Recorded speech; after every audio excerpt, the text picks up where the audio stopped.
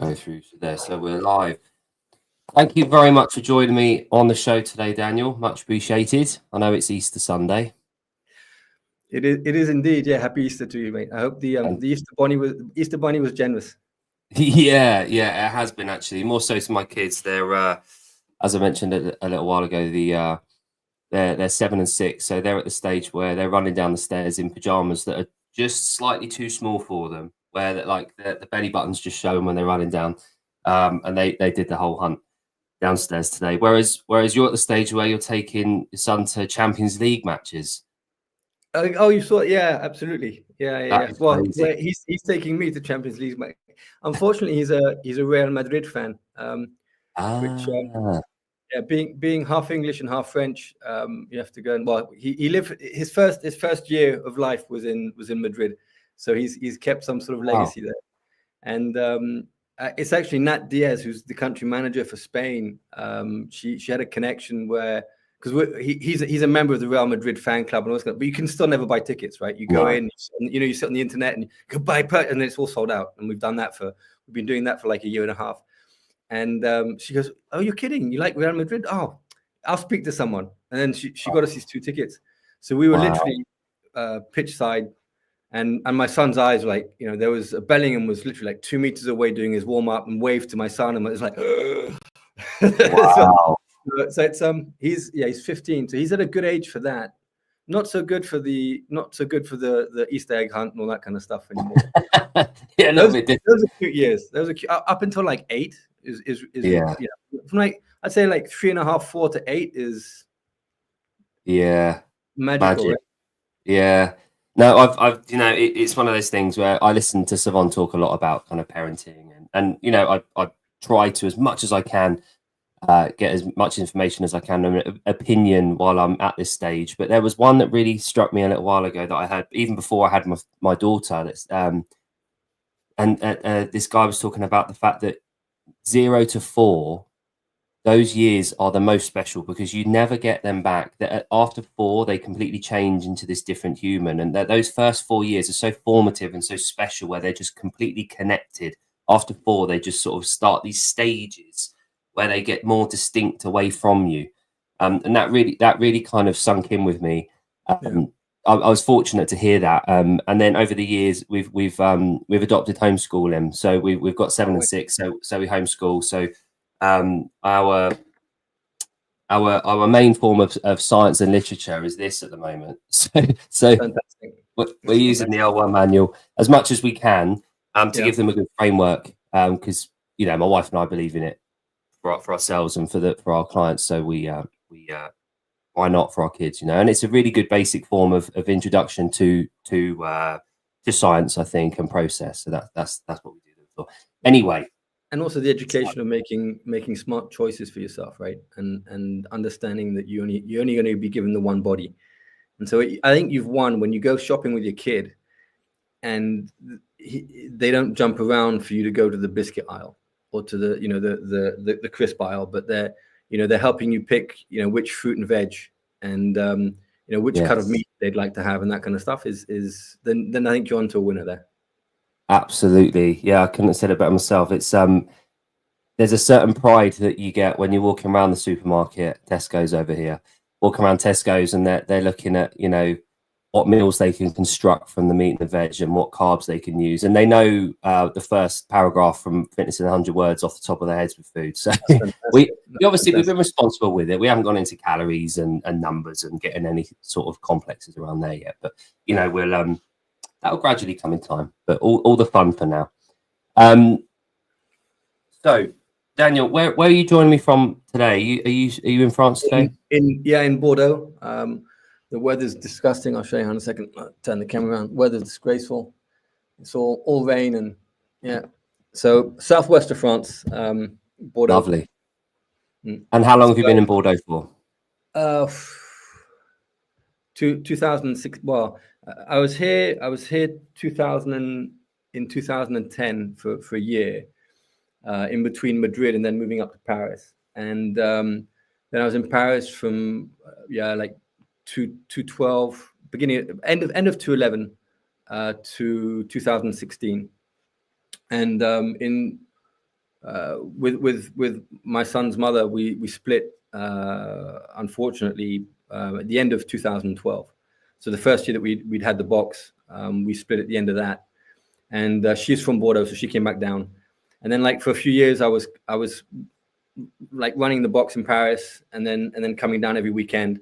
And after, and she was great, you know. I was going into, you know, the place she had, and she would welcome me every weekend, and we managed to make it work. But there's a moment where, you know, you've got to accept things for what they are. And I'd never imagined being a single father, and you know, your child having two homes.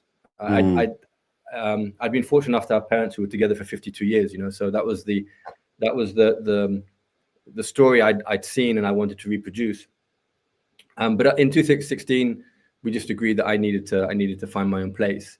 And right. So I bought this place, and I got a really good deal on a it's a pretty nice house. And so 2016, and then I kept my flat in Paris until COVID.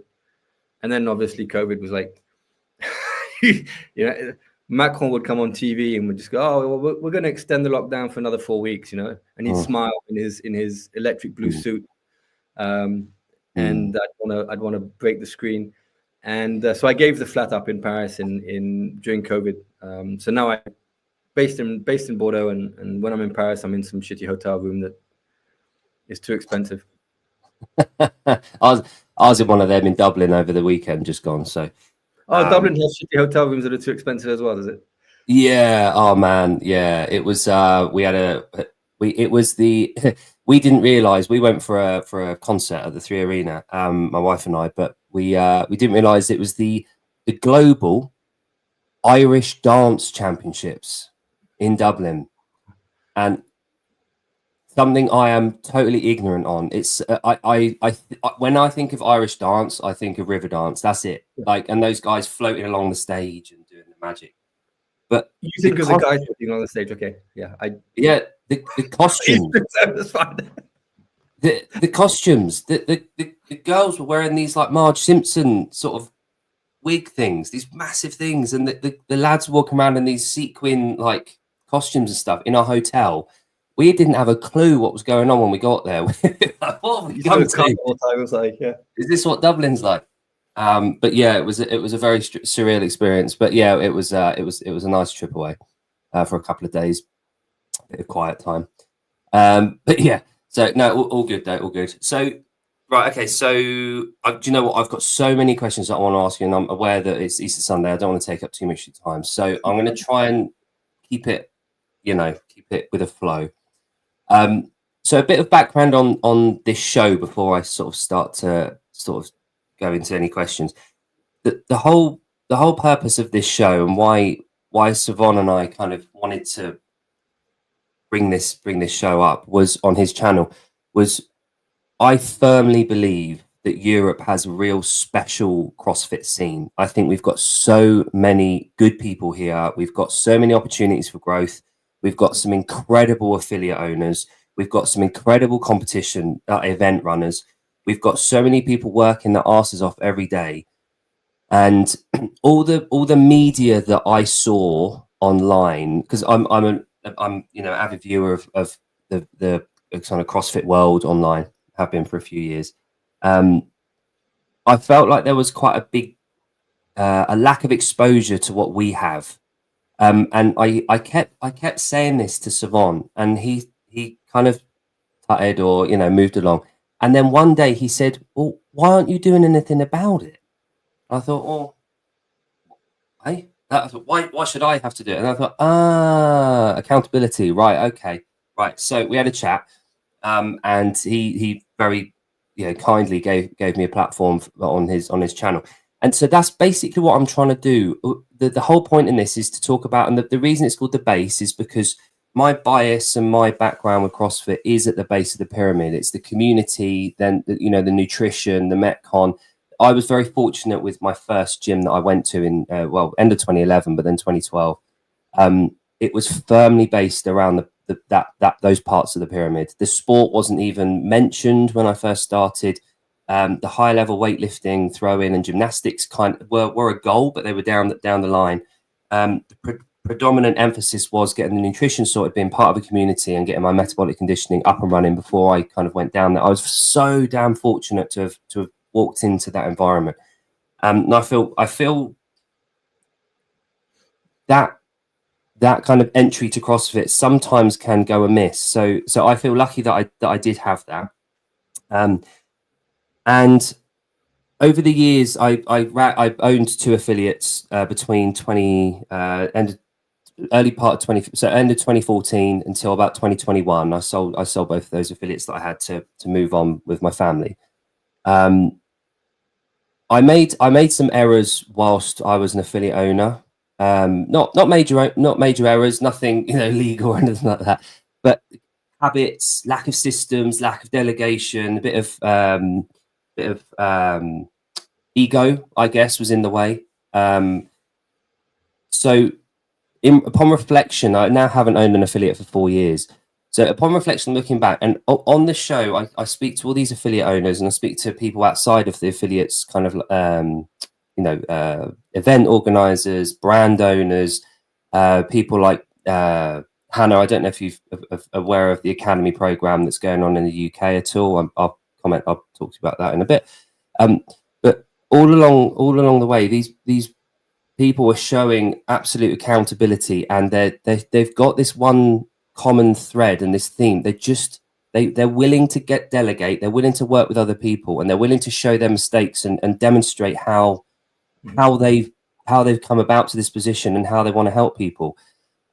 So what I'm kind of intending with you, if that's okay, at certain points during this chat, I might discuss something that I didn't quite get right, something that I didn't get quite right, and if it's okay, so an answer from yourself about what one of those answers might be, or what I could have done better there, because I think it's important that affiliate owners to understand is that you're not going to get it right first time. You're not going to get it right most times. You just need to find these systems and this flow over the years, days, months, years of operations, of systems, of delegation, of enjoying your community, not getting burned out, and enjoying the process.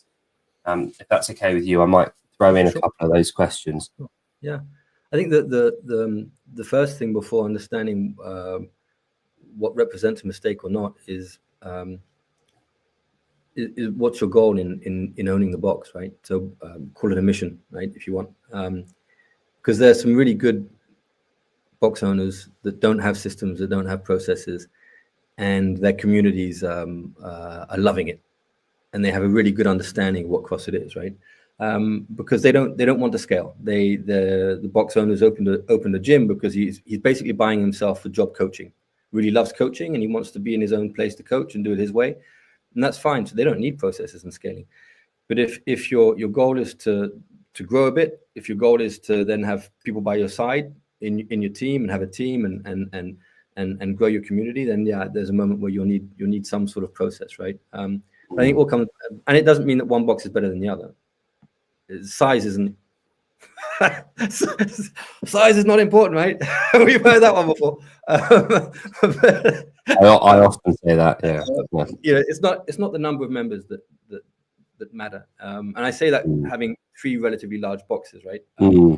But I have the large boxes because the financial model requires it, i.e. the rents and my fixed costs just mean that either I'm charging members €600 a month each, or I'm making it more accessible financially, but just having to serve more people in order to be where we are and give the level of hospitality and service you want to give. I think it all starts with what it is you want out of it, right? And there's not one thing is not better than the other. I listen. You ask a question, I'll answer it. I'll be honest. I'll shoot from the hip. If you don't like my answer, you can tell me. We can have listen. The thing. I'm offended. I'm not going to get offended by anything. You can just rock and roll, knock it out. Excellent. Yeah. Lovely. Thank you very much for that. So you touched on something there about your business model as affiliates now. I do want to touch on Louvre and the establishment of there.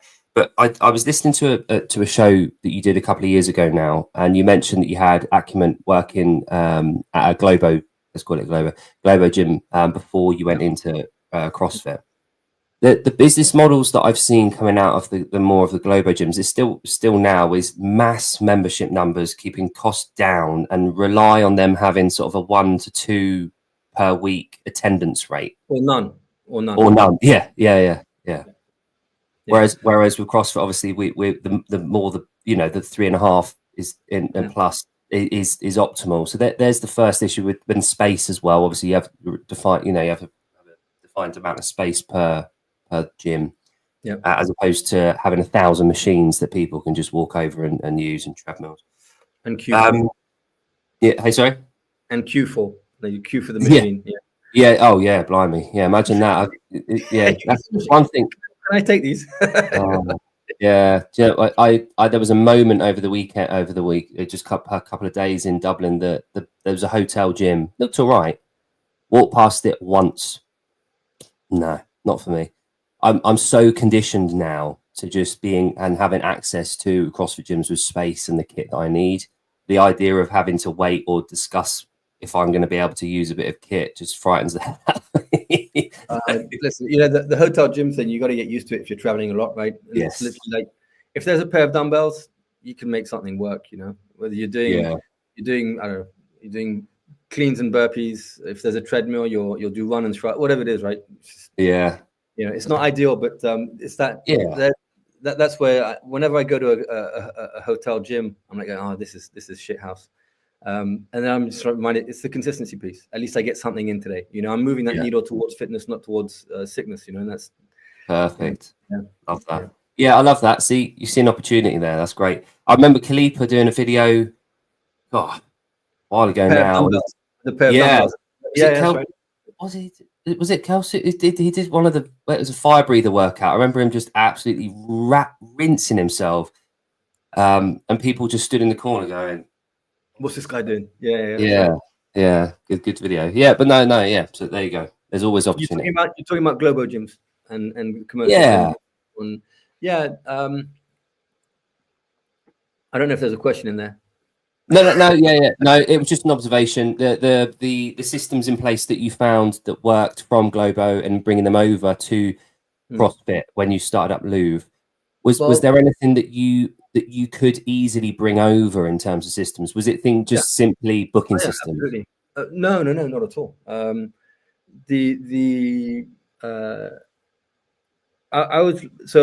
The Globo gyms and Globo gyms, right? You got low cost and all this kind of stuff. And when I was in there, there wasn't the tech as it is now. So it was very dependent on human beings and upskilling the people you had working in the gyms. So the first thing was all those systems of like scaling to have more people giving service was the first thing. I worked with some wonderful people. So the company I worked for was called Fitness First, which still exists in the UK. It still exists in Australia. And in Germany, it's called Fitness Company at the time. And it was a mid-market Globo gym. It wasn't the most expensive. It wasn't the cheapest.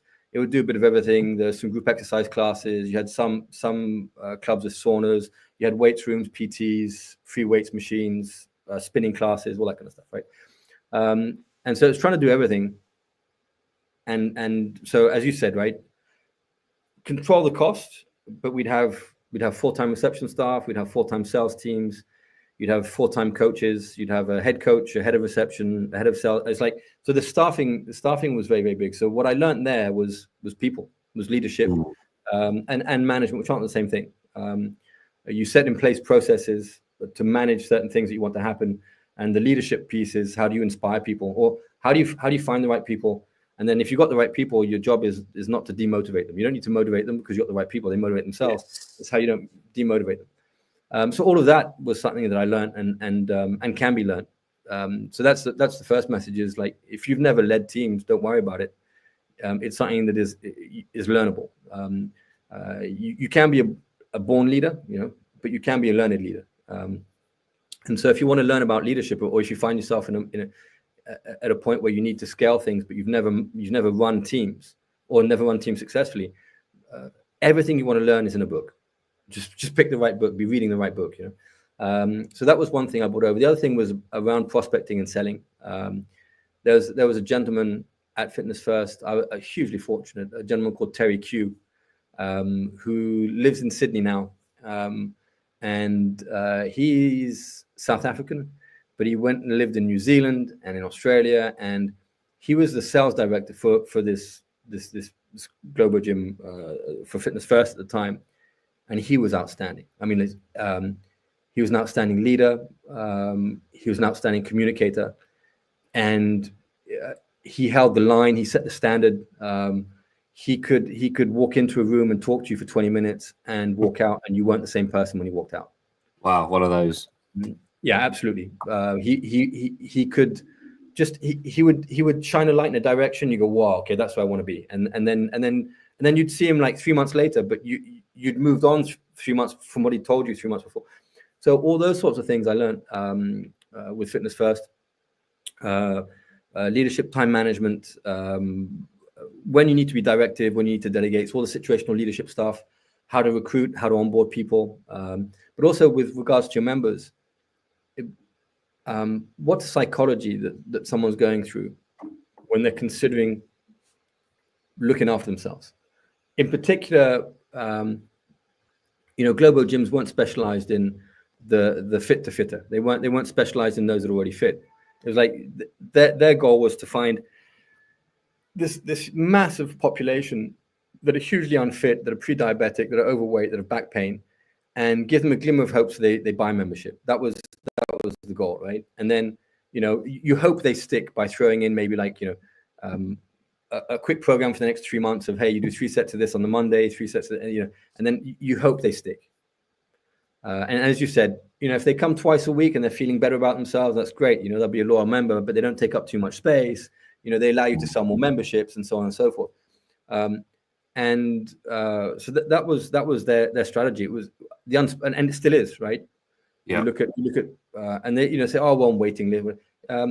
Even good quality gyms, like in the UK, you've got a gym chain called Third Space, down in London, which is a really good gym chain. One of the founders is a super smart guy, Colin Waggett, and he wanted to do something of huge quality, and it is. I mean, like it's a very good gym, but their goal is still to have 4,000, 5,000, 6,000 members, and on that that 75, 80% aren't even going to come in the week. And the statistics there are pretty bad. 13% of people that buy membership in a global gym never go. They only go to the gym and buy membership, and then they never train. So they've gone in, they've bought the membership. They've like, I told my wife I've joined. I've got the membership card in my wallet. That for them is I said I was going to join a health club. I've joined a health club. And then there's another 13% that join the gym, and they only ever work out once. So they join the gym, they go for one workout, and it's so bad, or they're so lost, or they feel so uncomfortable, or they feel that it's really not for them. They look around and they see all these fit people, and they go, oh, maybe I should go and run every Sunday for 5 kilometers and come back when I'm fit, And they have such a bad experience that they never go back again. So that's 26% of people that join a health club don't even get a chance to stick. They've just bounced off straight away, right? Yeah. So learning all of that was when I was like, well, I'm going to go and open a CrossFit gym because the CrossFit's changed my life. I don't want that 26%. What do I have to do that everyone that joins, I'm giving them the best opportunity to integrate CrossFit into their life, and for us to integrate them into the community and into the box, and for them to understand it doesn't matter how unfit or fit they are, this place is theirs. Yeah. And so I learned all that from being at the Globos. I also learned a lot of stuff that I didn't want to do. And in all honesty, I love working in that company, and I love the people I worked with. And so I'd been doing CrossFit for about a year before going on the level 1. And when was that? Sorry, Daniel. Sorry? When was that you did your L1? 2010, June 2010, something like that. Lovely. And it was in CrossFit Central London with Carl Steadman. It was an amazing seminar staff, and I'd gone in to understand why this CrossFit thing was working so well for me, and how could I explain it to Sophie, my partner at the time? How could I get my friends into it and all this kind of stuff? I had no intention of opening my own gym. I was really happy in my job working for this global. But when I finished day one of the level 1, I was like, my mind was blown. You know, the manual you're giving your kids now when they're 5 and 7, I didn't even know existed for the first like 10 months that I was doing CrossFit. I didn't even know the manual existed. I was just enjoying the workouts, which is what most of our members do. Yeah. And so I read the manual to going into this level 1. I was like, this is so simple.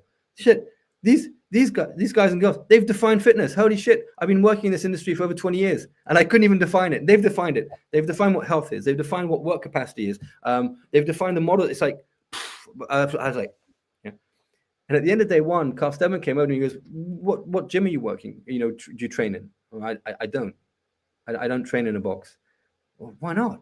You're not training in a global, are you? I said, yeah, I do. I was like, you know, how does that work? I said, it doesn't work very well. Everyone's looking at me like I'm nuts when I put my feet on the wall or I'm doing deadlifts. And we'll go, oh, careful, you're going to hurt yourself, you know? And he goes, well, why don't you go and train in a box? I said, because there isn't one. And at the time, there wasn't a single box in France. Sorry, there was one, but it closed after the first year. And he just handed me a beer because it was a social. And he goes, well, you should go and open one. And then he walked away. So very much like Savan said with you, the podcast, the accountability. You know, if this CrossFit thing is working for you, don't you have a responsibility to like now pass it forward? You know, and that's when I went back to the board at CrossFit. So I was lucky enough to be involved in board meetings. I was in a position where I had a pedestal, if I like, to try and influence like future strategy. And I was saying, well, you know, retention is really bad. You know, at Fitness First, we become these sales machines to compensate for the people that were leaving. It was like, you know, how about we actually like look at really giving results to people would be really good. And so I did a presentation on CrossFit. They'd all heard more or less about CrossFit. They go, oh, it's a fad. It's a fad. I go, no, you know, we just need to just deviate a little bit from what we've been doing. And we rip out some of the cardio machines. We had these huge cardio parks. We put in place a rig. We put in place, you know, Olympic bars, discs. But above all, we actually invest in our coaches. Instead of having these people that have like pistols with spray guns so they can clean machines, which is what our coaches were doing, right? You know, they'd be there with arms crossed, looking up at the TV, and then from time to time they'd have a chat with a member. They'd go over and wipe the machine down. You know, and if there's a new member, they'd go and give them like a program for the next 3 months. It's like literally really, really train them, really upskill them, and actually give our members results. And I took a research that we'd done at Fitness First on why people were leaving. And it was like 11,000 people from 17 countries. So it wasn't a small set. It wasn't like the 10 members I'd spoken to. It was a big study. And saying, why did you leave? I was bored. I was always doing the same thing. I didn't get results. I didn't talk to anybody. So we got an answer for that. Yeah. And so I lost my motivation, right? So it's like lack of motivation. Okay, why? Why lack of motivation? Always doing the same thing, didn't learn anything. And so all this information came back, and I was like, and I was thinking, does CrossFit solve this? Yes. Boom. You're never doing the same thing twice, 2 days in a row. You know, you have some benchmark workouts that come around periodically, but you know, you're always learning something because when it's done well, there's teaching in every single workout. So you're always learning something, you know. The difference between Globo gyms and commercial gyms and CrossFit boxes is the Globo gym wants you to need them to be able to train, whereas a CrossFit gym just wants you to want to go there. They want to make you autonomous. They want to teach you and you're autonomous, but you want to go there. You know, so I was saying, well, actually, CrossFit ticks all these boxes, and then it gives concrete results. You know? And in a CrossFit gym, yes, you have higher monthly fees. But you have higher monthly fees. Why? Because you want these people to be using your gym. So you can't serve 5,000 members or 6,000 members. You know, at best, even with the best programming, lesson planning, equipment setups, open hours, you know, multiple classes going on at the same time. It's like, you know, I've kind of hit a plateau at one of our boxes in Paris we're 1,400 members. And if I want to serve more, I'm going to have to open maybe later on weekends, maybe even earlier than 6 a.m., which in Paris, you got the bin men out at 6 a.m. or those coming back from nightclubs, and our members. They're the only ones that are out, like 4:30. And we go until 10 p.m. at night. So it's like you need a model where, yes, your fees are going to be higher. So I learned a lot of things from the global gym industry that I then either decided to deviate and adapt. Yeah. And then over time, we've now got three boxes. The second box we opened in December of 2014. The third box we opened in October of 2019. And these are laboratories for operating. Yeah. And so we've literally got hundreds of thousands of hours or tens of thousands. I don't know. I haven't counted the hours, but in Louvre 1, we're doing over 30 classes a day. And we've been doing that for X number of years. So it's a laboratory on how to apply CrossFit. And so we need to learn from that and improve as we go through time. So yeah, sorry, the long answer to that very comprehensive answer. Thank you for that. Yeah. Two things that I want to kind of touch on there. Firstly, a lot of what you talked about there was optics. So how people perceive the gym, what they get out of it, why do they go there, their motivation there. One thing, again, I'm reining it back towards media a little bit, is do you think that our gyms could do a little bit better in terms of the optics they have in their media? So I'm looking at a lot of the gyms that do really, really good job on socials. I was terrible at social media. Absolutely abysmal. I still am. I'm terrible. Delegation would have been a key there. But one thing that I'm aware of, that the type that 13% that you talked about, the Globo, that went there, didn't like what they saw, didn't feel like they fit in, they thought they were, they weren't fit enough or whatever. The CrossFit gyms that I feel like retain those people, that don't repel them, are the ones that their media, their optics, they just demonstrate that everyone's welcome. Anyone can go there. Obviously, it's not. We know the whole adage of it's for everyone, not anyone, not everyone. But having different visuals on social media, and the one thing that I've seen that was in the Globo Gym media that I very rarely saw from CrossFit, because it was predominantly sport mode for a few years in terms of media, was people smiling at the gym. It was something so simple, so basic, but I never saw it.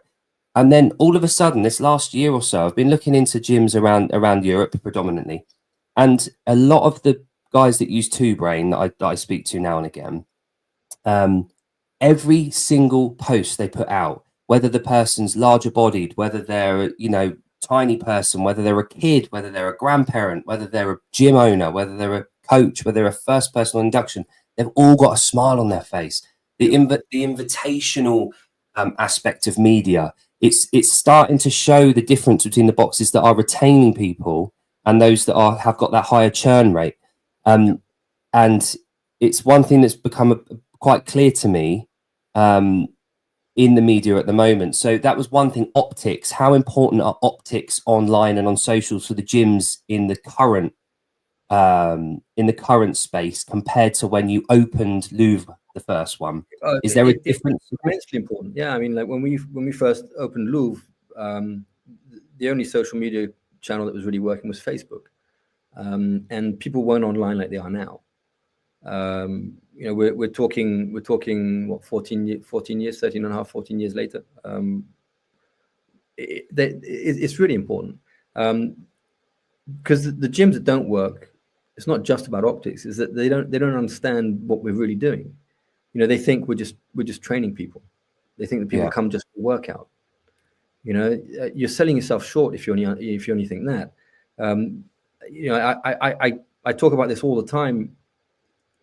As a box owner or coach, you need to understand basic human motivations. And you can look at different models, but the one that I think is really adapted is Maslow. And today it's called a hierarchy. Well, it is Maslow's hierarchy of needs, but it's been adapted into a pyramid. If you understand that, you understand that people don't come for a workout. Very few people enjoy working out. You know, what they come for is they come for basic physiological needs to begin with. You know, you're aware of, you know, if you've got back pain, you're aware if you put on, you know, some body fat, you're aware if you've lost muscle mass, you're aware if you look like shit in front of the mirror. You know, you're aware of all of those things, right? So those basic physiological needs. You're aware if you're not sleeping well.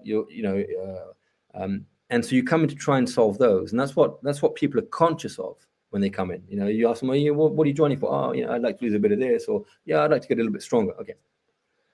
But the needs that are behind that, the first needs are given, and they're not the important ones, and they're not the reasons why people will stay in your gym. The reasons people stay in the gym is because they find a place where they feel not just physically safe, but psychologically safe. I.e., they've walked in and they meet people that are like-minded. Yes. And that you want to share a journey with, right? That's step two, right? Is safety, is security. And then the third part is a sense of belonging and love. And all of a sudden, you know, how do you know when your members got a sense of belonging? You know, they buy the T-shirt, or they, you know, they do a social media post and I'm CrossFit, you know, and all this kind of stuff, right? You know, you know, they take a photo of the workout of the day, or they're you know, they're doing selfies with friends, or you know, or all of a sudden they're the 7 a.m. crew, you know, and they go for afterwards. That's the sense. And these are just steps all the way through to cognitive needs. Ego needs, so recognizing that, oh yeah, actually I can do this, you know, and ringing a bell and doing a PR, and like, whoa, you know, I did a you know, when a guy gets his first or a girl gets their first 100 kg or 225 deadlift, you know, it's like, whoa, you know, wow, ring a bell, you know, and, yeah, sense of achievement. They go home and they're going to tell their mom, or you know, all of that is super important.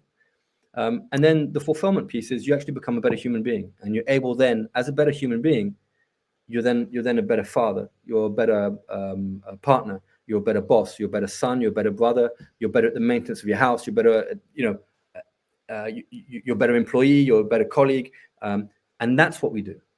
Yeah. When you understand that, then you understand all the different facets to communicate, which are all of what I just mentioned. You don't just communicate the physical effort; you communicate everything else. And so the boxes that are able to do that and put that onto a reel or onto those are the boxes that are talking to people. And you do those with real life people. You don't do them with your coaches that are super shredded. No. You know? You do it with the 51-year-old taxi driver who came in because he had a bad back and he's happy because he's lost 15 pounds. You do it with the 42-year-old woman who dedicated years to juggling a job and her kids, but now her kids are finally at school, or they're big enough to take some time, and she can finally dedicate an hour to herself 3 times a week. Yes. Yeah. Those are you get that onto social media, then you're talking. And I think CrossFit's doing a better job of that recently as well. In all honesty. And I'll knock CrossFit where they deserve to be knocked. But on the media piece, they've understood in the last 6 months, got to sort your shit. You know, you got to get more media out there. Media had been torn to pieces, and it wasn't Don and Berkshire, and it wasn't Eric Rosa, and it wasn't Dave. It was actually it got torn back in 2018 after the games, when it was Jeff Kane, the CEO, and it was Greg who said, "Yeah, we're not a media company, we're a training company, an education company." He's not wrong. We are an education company, we are a training company, but media is fundamental now. Yeah, you can't deny it. You know, whether you like it or not, you can't deny it. I'll just pick up on one point on. You're mentioning Two Brain. I think they do really good stuff. There's a great guy up in Scandi called Oscar who works with Two Brain. They do really good stuff. The only moment I digress or from that, and they lose me, is when they really encourage PT one-to-one training. Interesting. And I think there's a place for PT. I mean, we do PT in our gyms, right? And most of my coaches will coach group exercise classes and some PTs. And it's great. It's a great retention tool for me to keep my coaches because they're earning so much more money, right? They earn from doing their 15 hours of group classes a week, and then they're doing 10 PTs a week, and they've got a good take home, and they're professional coaches. So that's important, and it's good for some members who are maybe a bit too shy to go into groups. They prefer that one-to-one attention, or they've got something specific they want to work on, and so they want that extra help. But when you only have, or most of your people are doing PT, the atmosphere and the community is very, very different in your gym. And also the accessibility to your gym is limited. Why? Because your prices are so much higher. My coaches are charging 90 euros an hour for PT. So for 1.5 to 2 PT sessions a month, you can actually train 31 times a month if you want in group class. When you start to withdraw from that group class thing and you encourage all your members to do PT or more members to do PT, you're actually going to be sharing CrossFit with way fewer people, because not that. What's the percentage of the population that can afford to pay, £70 an hour? I would argue that it's a minority, right? And if you want CrossFit, if you want someone doing CrossFit at every single dinner table, then the group model is the vehicle for that. Yeah. And also the group model will help you tick that box of a sense of belonging and fun. That, and also we didn't talk about it, but what mental health is really important, not just physical health. And there's a really good book that I'd recommend to anyone called The Dopamine Brain, right? Which talks extensively about addictions and also mental health, depression, anxiety, and it's something that has become increasingly present and prevalent in our societies, especially since COVID. We haven't yet recovered from COVID, from a long shot. No. I hope we have coffee one day and we can chat about COVID and what I think should happen to those that push for lockdowns. They should be hung and quartered. But the depression piece and the mental health piece is really, really important as well. And the three things that anyone can do that is not pharma, if you want to stay away from the drugs, the three things are music. So studies show that listening to music you like will provoke the neurotransmitters come alive in your brain that provoke good feelings. The good hormones are provoked by music. Not only just listening to music, but actually like maybe moving to it and singing to it. And then if you play an instrument, even more, right? So that's the research around music. So you're going, hey, we have music in class. Pick music that people like want to jig to, or even want to sing to, something that's got a and all of a sudden you're creating things in their brain. This is a place where I'm happy, right? The second thing is movement and exercise. I mean, the research on that is extensive now, and what that does for the neurotransmitters and the happiness hormones, right? And then and that's what we do. That's what we're about, is movement, right? And then the third thing is human contact and touch and proximity with humans and interaction. Those are because we're essentially social beings, right? So those three things are the three main things in this book. By the Dopamine Brain, you get to this point and it's like, oh my God. And when I read something that I like, I highlight it. And then all of a sudden I highlighted 2 full pages. I'm going, this is CrossFit, get them in, get them with other people, high-fiving, a bit of proximity. When you're briefing, get them in close. It doesn't have to be hugging, Proximity is being close and having eye contact and being seen, being heard, having interactions. So in an hour, we can do so much more than just physical health for people. And the mental health is there. So that combination of music, movement, and people is magical. And so when we guide people into this PT thing, it's kind of like open gym. I'm not a big open gym fan where people go in and they put their earphones in and they're in a corner and they're doing their own thing. I have no issues with open gym if you've done the group classes and you're still, you're involved with the community. But when someone's all of a sudden doing more open gym than anything else, it's as if they got 1 foot out of the community and 1 foot in.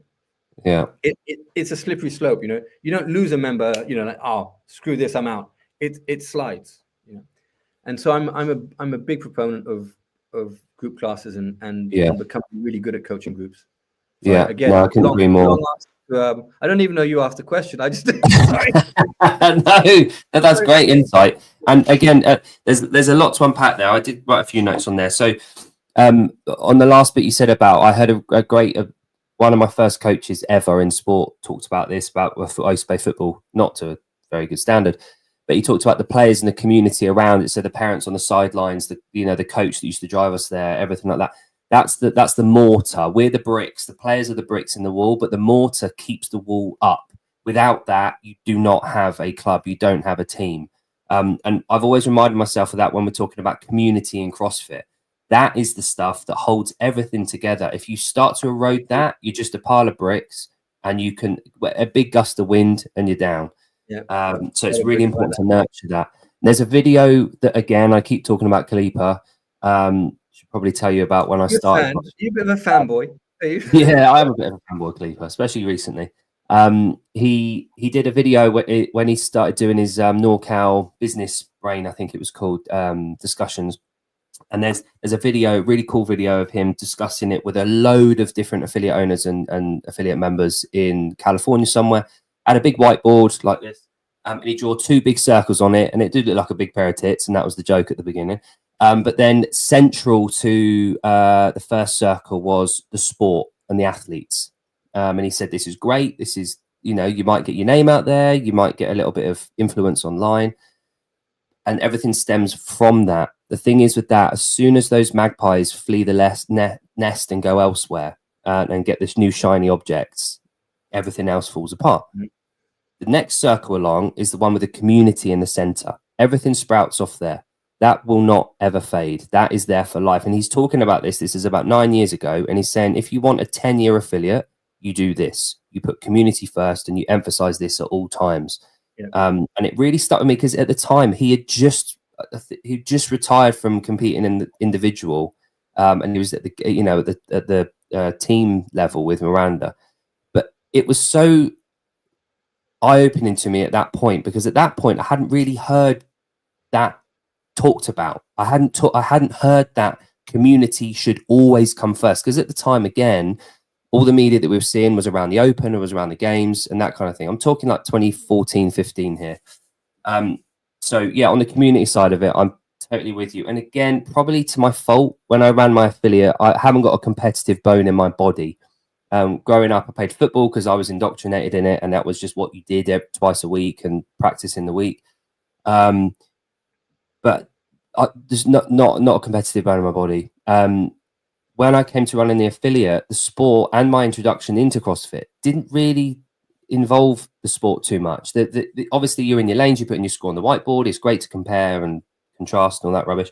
But for me, it wasn't really central to why I was at CrossFit. So when I opened my affiliate a year later, the competitive element and the sport just really didn't exist that much. Along the way, I ended up running my own kind of small events. But I never really pushed that. I never really pushed the tip of the spear at my gym. And I think that's one regret that I do have, because I think a lot of the people that came through the gyms probably needed that or wanted it. And I wasn't willing to put my own bias aside and my own goals aside and emphasize that. The programming, it's GPP all the way. It was whether it was main site for 6 months and then I'd have 6 months of doing it myself. It was the 5-3-1 squats with Helen or whatever. Your standard GPP. It was never comp track. It was never extras. It was never hour and a half on in the evenings. It was never open gym, which a lot of people kick back about not having open gym. So don't know where I was going with that, but it was I think the sport side of it for me, and this is what I was going to ask you about.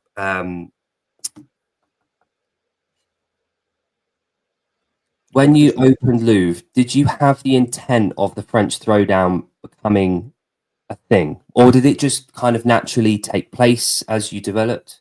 Actually, it was. I think it's sheer luck. I'm like you. I'm not competitive in CrossFit. Why? Well, any competition I'm good enough to qualify in is so poor that I wouldn't want to do it anyhow. So I can't be competitive. And so from the beginning, we set out not to be a gym for competitors. I mean, like if someone comes, we had a coach, really good coach called Guillaume Briand, who's been to the games a couple of times, right? And I hope he's going to qualify this year as well. And he was coaching in Louvre 2 for a while. And we sat with him and he agreed. He's like, listen, you should go and work somewhere else. Because your training is way more important than your coaching to you. Mm. And what we want here are coaches that are focused on coaching others. So if your snatch is more important than teaching someone else to snatch, then you should. So to the point where, and good kid, loved having him in the gym and stuff, but it's just like, and also it'd be better for you because then, you can go and qualify for the games, right? And so we've always been focused on turning our service and hospitality towards others, not and not towards the 1% or the 1%ers that want to make it to semis or want to make it to the games. Having said that, like you, I've evolved over time, and now it's okay. You can do open gym, but when was the last class? When did you do that? When were you last in with the crew? Don't become and hey, those earphones, take them out, man. No earphones in this gym. My pet peeve. And that are you doing a qualifier today? No, it's not qualifier. Then take the tripod down. None of that shit in our gym. So I'm still there, but you can do open gym when the space is available and you've been involved in the community. But if you're just isolating yourself into open gym, maybe you should go and join someone else. So I'm still like that. But we do cater them if they want it. So like on weekends, we do what we call a big WOD. It's 90 minutes, and so you can do more volume. There's a little less teaching in it, and there's more hammering, and so it's for those that really want like and they then take Sunday off, and then we see them back again on Mondays. So we've found ways of serving those people, but without deviating our focus from coaching everyday people, as many times a week as they can make it in. So that's that. And the other thing about the French Showdown, it was actually Reebok at the time. Oh, look, I'm absolutely loving that jacket. One of my questions was going to be your favorite CrossFit gear over the years, and that the period of time like 2013, 14 for me. The Reebok. Anyway, sorry, you back on. For my workout this morning, the old. I've got that exact. They released those last year, didn't they? I've got those. Yeah, the twos are like. I cannot stress enough my passion for the Nano 2s. They are the best shoe, and they re-release a one every sort of couple of years for the people like you and I that just buy them up. I must have about 25 pairs of 2s around the house. Well, and then obviously like today there's the Nanos, and also they have a place in my heart from like I just have so many memories of using Nanos, like first rope climbs, yes. First time I lost all the skin on my hands, all that kind of stuff, right? First Murph, all this kind of stuff, and maybe not first Murph, but then you got other really good brands. You got Rad, for example. Their shoes are, really, hats off to Ben, right, for what he's doing there. So there's some other brands that are coming through. So on the apparel side, obviously, the European brand Northern Spirit, they're doing some really comfy stuff, and then I got to admit, there's some stuff from you may laugh, but Lululemon, man, their underwear. I'd show you my underwear, but I'm afraid you get cancelled. But Lululemon underwear, their baggies, they used to call them the cock pants. Yeah. You get cancelled for saying that. Those baggy pants are super comfortable stuff. So there's a mix and match. Oh, talking about the competition thing. And so it was actually Reebok back in the day. They just signed a 10-year deal with CrossFit, obviously, and Reebok had approached me when I was planning to open my gym, and they literally said, "Hey, we've got a proposal for you." I said, "Listen, I'm not leaving one multinational corporation to go and work for another. I'm going to be my own boss now. I think I've made enough mistakes using someone else's money. I want to go and use what I've learned, make my own." Yeah. And they said, "Well, what is it you're going to do?" "I'm going to open a CrossFit box." "Oh, we just signed a deal with CrossFit." So it's like it was just like this absolute luck, and they were investing a lot in marketing. And so it was obviously for them to sell their apparel and shoes, but they were really, it wasn't Reebok they're pushing Reebok CrossFit. So the use of this combination, to the point where some people thought that Reebok owned CrossFit. They didn't. But it was their marketing was so powerful. That was the impression. And it was really important for CrossFit's growth in Europe at the time, because Reebok bought resources that CrossFit didn't have, the financial resources to really grow the awareness, that first level of like, we don't even know that CrossFit exists, to the point of we know that CrossFit exists, don't exactly know what it is, but we know it exists. That first level of awareness that marketing is useful. Reebok did a lot of good for CrossFit back in 2012, 2013 were the two biggest years. 2014 they started to digress into a Spartan race. Everyone's going, yeah, you know, I'm a Spartan, I'm a racing. It's like a bit of the high rocks thing today was Spartan race back in time. And so they sponsored that for a couple of years, and then that, you know, as soon as people had done like, you know, 4 or 5 of those, they got a bit bored, and that kind of died. They went into UFC. But at the time, Reebok said, we're going to do a tour, and so they wanted to do a tour, and they sent out these containers, these shipping containers full of I remember them. Yeah. So I got one of those, and then we drove that around France to different cities, and we set up in car parks of sports shops, and we'd communicate this ahead of time, like on Facebook, saying, hey, we're coming to Strasbourg, or we're coming to Nice, or we're coming to Marseille, or we're coming to Bordeaux. You know, do you want to come and do your first CrossFit? Well, come and discover CrossFit. So we did these discovery workshops, workouts, and we'd do like 1 or 2 days in different cities. And Reebok paid for that. I mean, I provided the coaches and the manpower, but Reebok paid for the transport and that kind of stuff. But it was a really good way and they did that in Germany, in the UK, in France, in Spain, in Italy, in the Netherlands. They did it all over Europe. And then they said, we want to do a competition. And the name they gave it was really bad. It was called the Reebok CrossFit National Fitness Championship. Jesus. I can't remember it. And I was running it. And so it was a comp, and that was the first comp we did in France. Right. And that was 2012. We did that in March of 2012. And the final was in like May or June of 2012. And so it was under the Reebok banner we started. We organized it. We didn't have a clue what we were doing. We just wanted people to have a good time. And so I was doing one-to-one comms with nearly every person that was registered because there were only like 250 people. France, Switzerland, and Belgium was where the people were coming from for it. It was all the French-speaking people. And so I knew most of them from like the CrossFit online group, the few box owners. It was literally like this small network. It was underground, a bit like Fight Club. I was like, hey, you guys up to, you know, to hang out and just knock out a few workouts, and, you know, we'll put the scores in and see who's, you know, and say, yeah, let's do it. It's going to be like our games sort of thing. And so the French Showdown was born there. And then, so in 2012, it's a big hit. Everyone came off and was like, oh, I loved it. Or all 256 of them were like, loved it, you know. The spectators we had at the final were literally my parents. There was a dude whose dog had diarrhea. And then we had a wino, and then there's a couple of teenagers that were like there, like, and it was on Eurosport. Eurosport actually put it out on the network, and that super helped. And then 2013, Reebok were like, well, no, you know, we're looking at doing other things now, so we're not gonna invest in this anymore. I was like, oh shit, but we wanted to do it. So from 2013, we said we just want people to have fun.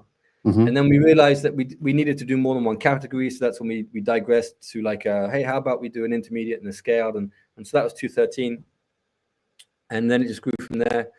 And I'd say probably about somewhere between 20 and 30% of our members will sign up for the French Showdown. And so it was for that. We wanted them to have a goal as well, because the game seemed really like, it's like Mission Impossible. It's way too fit. So it was more, and also the people from the previous year. And so we just grew from that.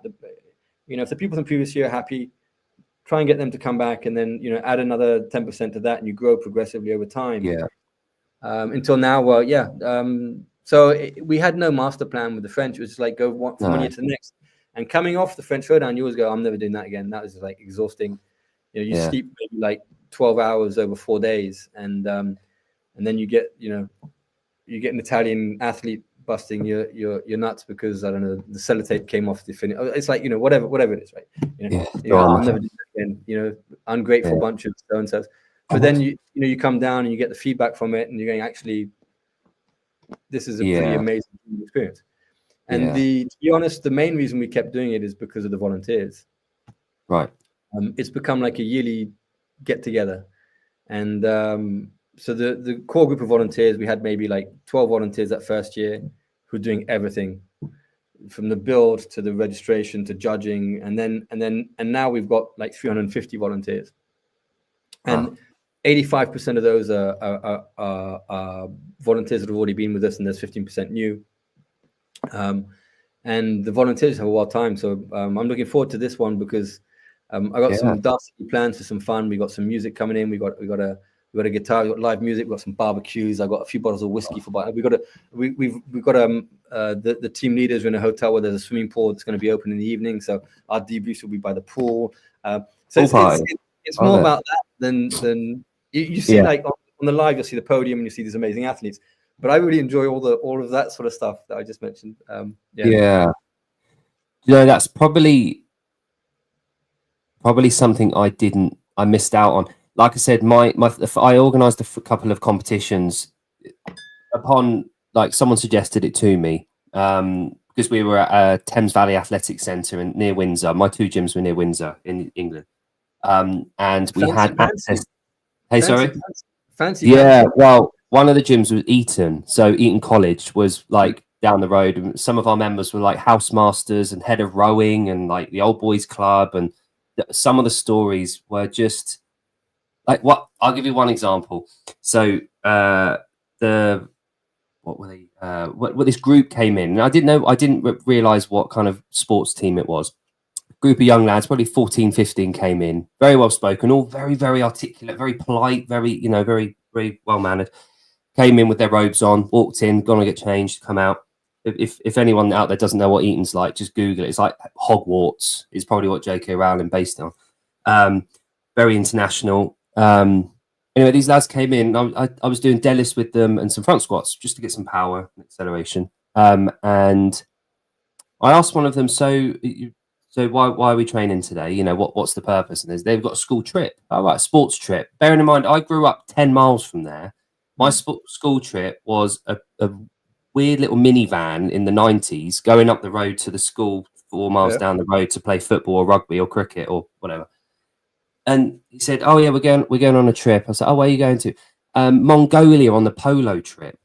It's the polo team. Like, I was like, what? Like, these 15-year-old lads, as polite as you like, training, really, really, really responsive, asking the right questions. But the difference in what they were doing was just astronomical. Anyway, back to the point. That's a bit of context to where the gym was. We were at Thames Valley Athletic Centre. So I had this insane access to halls, to this international Olympic standard track outside. So we put on this event that was based around athletics. We called it Athletica. And it went really well, and I really enjoyed it. But I had this cognitive dissonance where I really appreciated everyone that was there, that was every single member at my gym was there. I think I had about 200 odd members at the time. Every single one of them showed up. They were ticketing at the front door. They were athlete control. They were volunteering judging. They were getting drinks. They were running the hot dog stand, whatever it was. Every single one of them was there. And that's what I remember. I can't tell you who was there competing. I know Kelly Friel was there at one point. I remember Zach George and another guy that was relatively big at the time came to one of the ones down Kelly's the road. Still competing. I think she's qualified for the French Showdown again this year. Oh, still going strong. Yeah. But again, like I remember a couple of them, but from what you've just said, I don't think I took that away as strongly as I should have. I don't think I should have valued that higher, because at some point I just decided, no, not for me. Maybe I should have carried on and taken the wins and taken the community, but that wasn't. I couldn't keep that value of that one day event as part of my annual meetup for my members, and maybe that meant a lot more than it probably should have. At the time, to me. You've got to balance out the effort it takes to organize it and the impact. And I'm super lucky to have a team now that works on the French Showdown, and so I can do other things, and we can still produce the French Showdown, right? But I do believe that there's a point where if we really want to give back to CrossFit, if we really want this thing to permeate all aspects of society in our local communities, that we have to look at more than our training, what we do with our coaches, and we need to give a forum for it. And so that's where competitions are really good. I look at stuff like I love these competitions like Turf Games. You look at those images, it's super fun, right? Yeah. People are smiling, they're getting a good sweat on. No one cares who's on the podium. No one gives a shit. No. But everyone's having a wild time. And I think there's some really good, as you said at the beginning of the call, there's some really good people in Europe that are now understanding that they can do more than just their daily grind in the gym. They can go out and organize events. They can and carry very proudly the CrossFit name with it, and do some really, do a lot of good. And so we build ourselves, we build our teams, and then we turn towards our members to help build them as better human beings, right? We've spoken about that. But how do we build better communities? You've got to, everything is an excuse to bring people together. So you do an open day, it's an excuse to bring people together. St. Valentine's Day, excuse me. Whatever it is, we did once a month, we do events. Whatever the event is, it's just an excuse to bring people together. So what that excuse is it a marathon row in teams of 4? Who cares, right? Is it Murph in teams of 2? It's like, doesn't just find excuses to bring people together, and then you'll find that all of a sudden it's gelling, and that's how your community grows progressively. It's a really important aspect to what we do. Is finding excuses for people to say, "Oh, actually, on that Sunday I can't come for lunch. I got CrossFit with Jake." Thames. And then there's some people that want to compete, but there are others that want to just enable other people's happiness. And I think when you look at the cohort that go as athletes, you look at the cohort that go as volunteers, they're very different people. The athlete, by definition, to a certain extent, this may sound bad, but needs to be selfish. Yeah, absolutely. Why? Because you've got to be turned towards your own recuperation, your performance, your food, your rest, your next physio session, your snooze, your nap, all that kind of stuff, right? And whereas the volunteer is someone that has to come in with a mindset of, I'm here to be turned towards others and enable others to have an amazing time. And it's like giving a gift at Christmas, right? You go out, you choose the gift, you buy it, and you probably get more pleasure from giving the gift than the person who gets from receiving it. And that's the mindset of the volunteers. I'm not saying one's better than the other, but I think we have both facets in our communities. And competition plays that role. It gives an opportunity to both those types of people. There's a place for it. Yeah, there's a place for it. I'm slowly learning that. It's taken me, I started CrossFit at the end of 2011. So it's taken me, 14 years to get my head around that. I think it's because I'm not very competitive. And the other thing is, my wife was an Olympian. So she was in synchronized swimming. She competed in London. She coached in Rio. So I'm Mr. Not competitive at all. My wife is one of our first dates went bowling. I won the first round of bowling, and we were supposed to go to the cinema after, and we didn't end up going. She lost her smile. Yeah.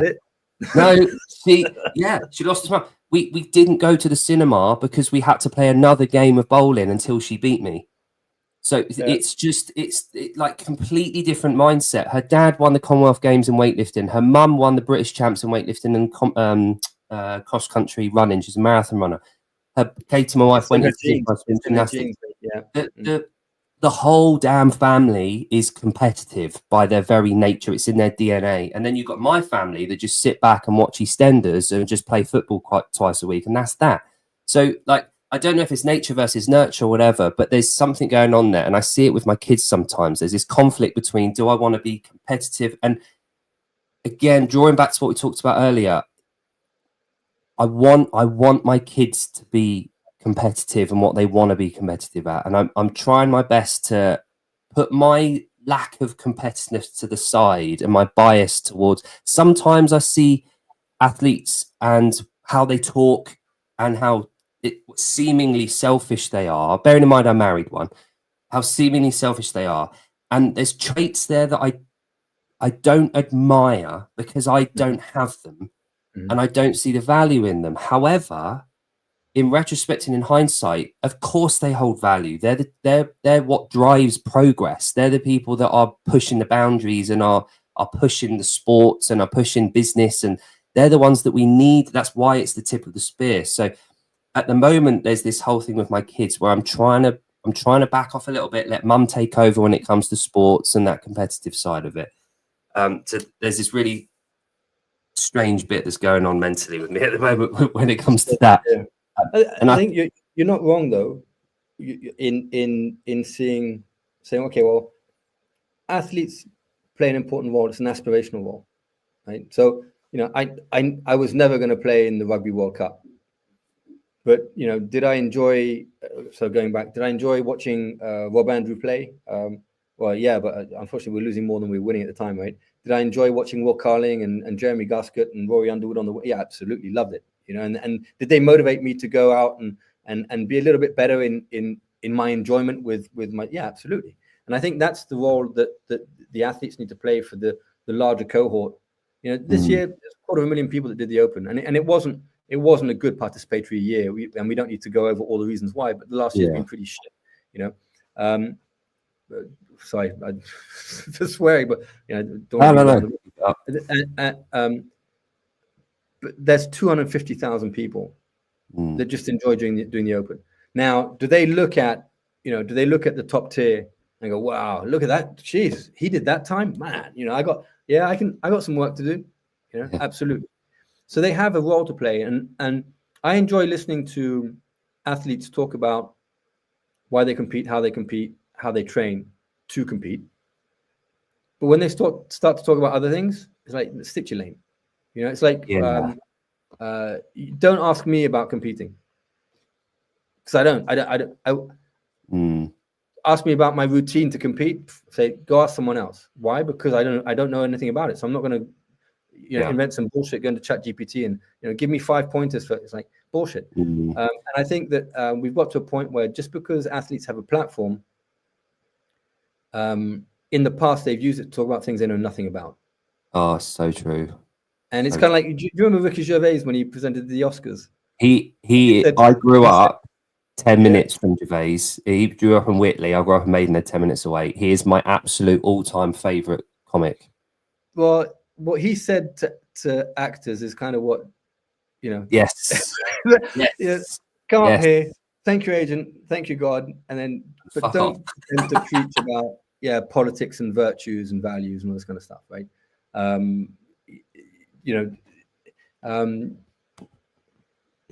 We need to know what we know and know what you don't know, right? Yes. And then either go and get educated on what you don't know in order to talk about it, or just don't talk about it. Yeah. And we fell into that trap with the whole the tweet gate with Greg. Yeah. Where athletes lined up in front of a camera on a tripod and came weepy, but they knew nothing about what had actually happened. They'd just been told, this is shit. We're smelling blood. We want to do our own thing, and we want to wreck the CrossFit Games. So help us by And there's some sponsors involved in there, and there's some stuff there where people wanted to try and do a land grab. They smelt blood, right? Mm-hmm. And they use the athletes' platforms, and the athletes use their own platforms. And I felt sorry for some. It's like, because they're being manipulated, whether it's by coaches or sponsors.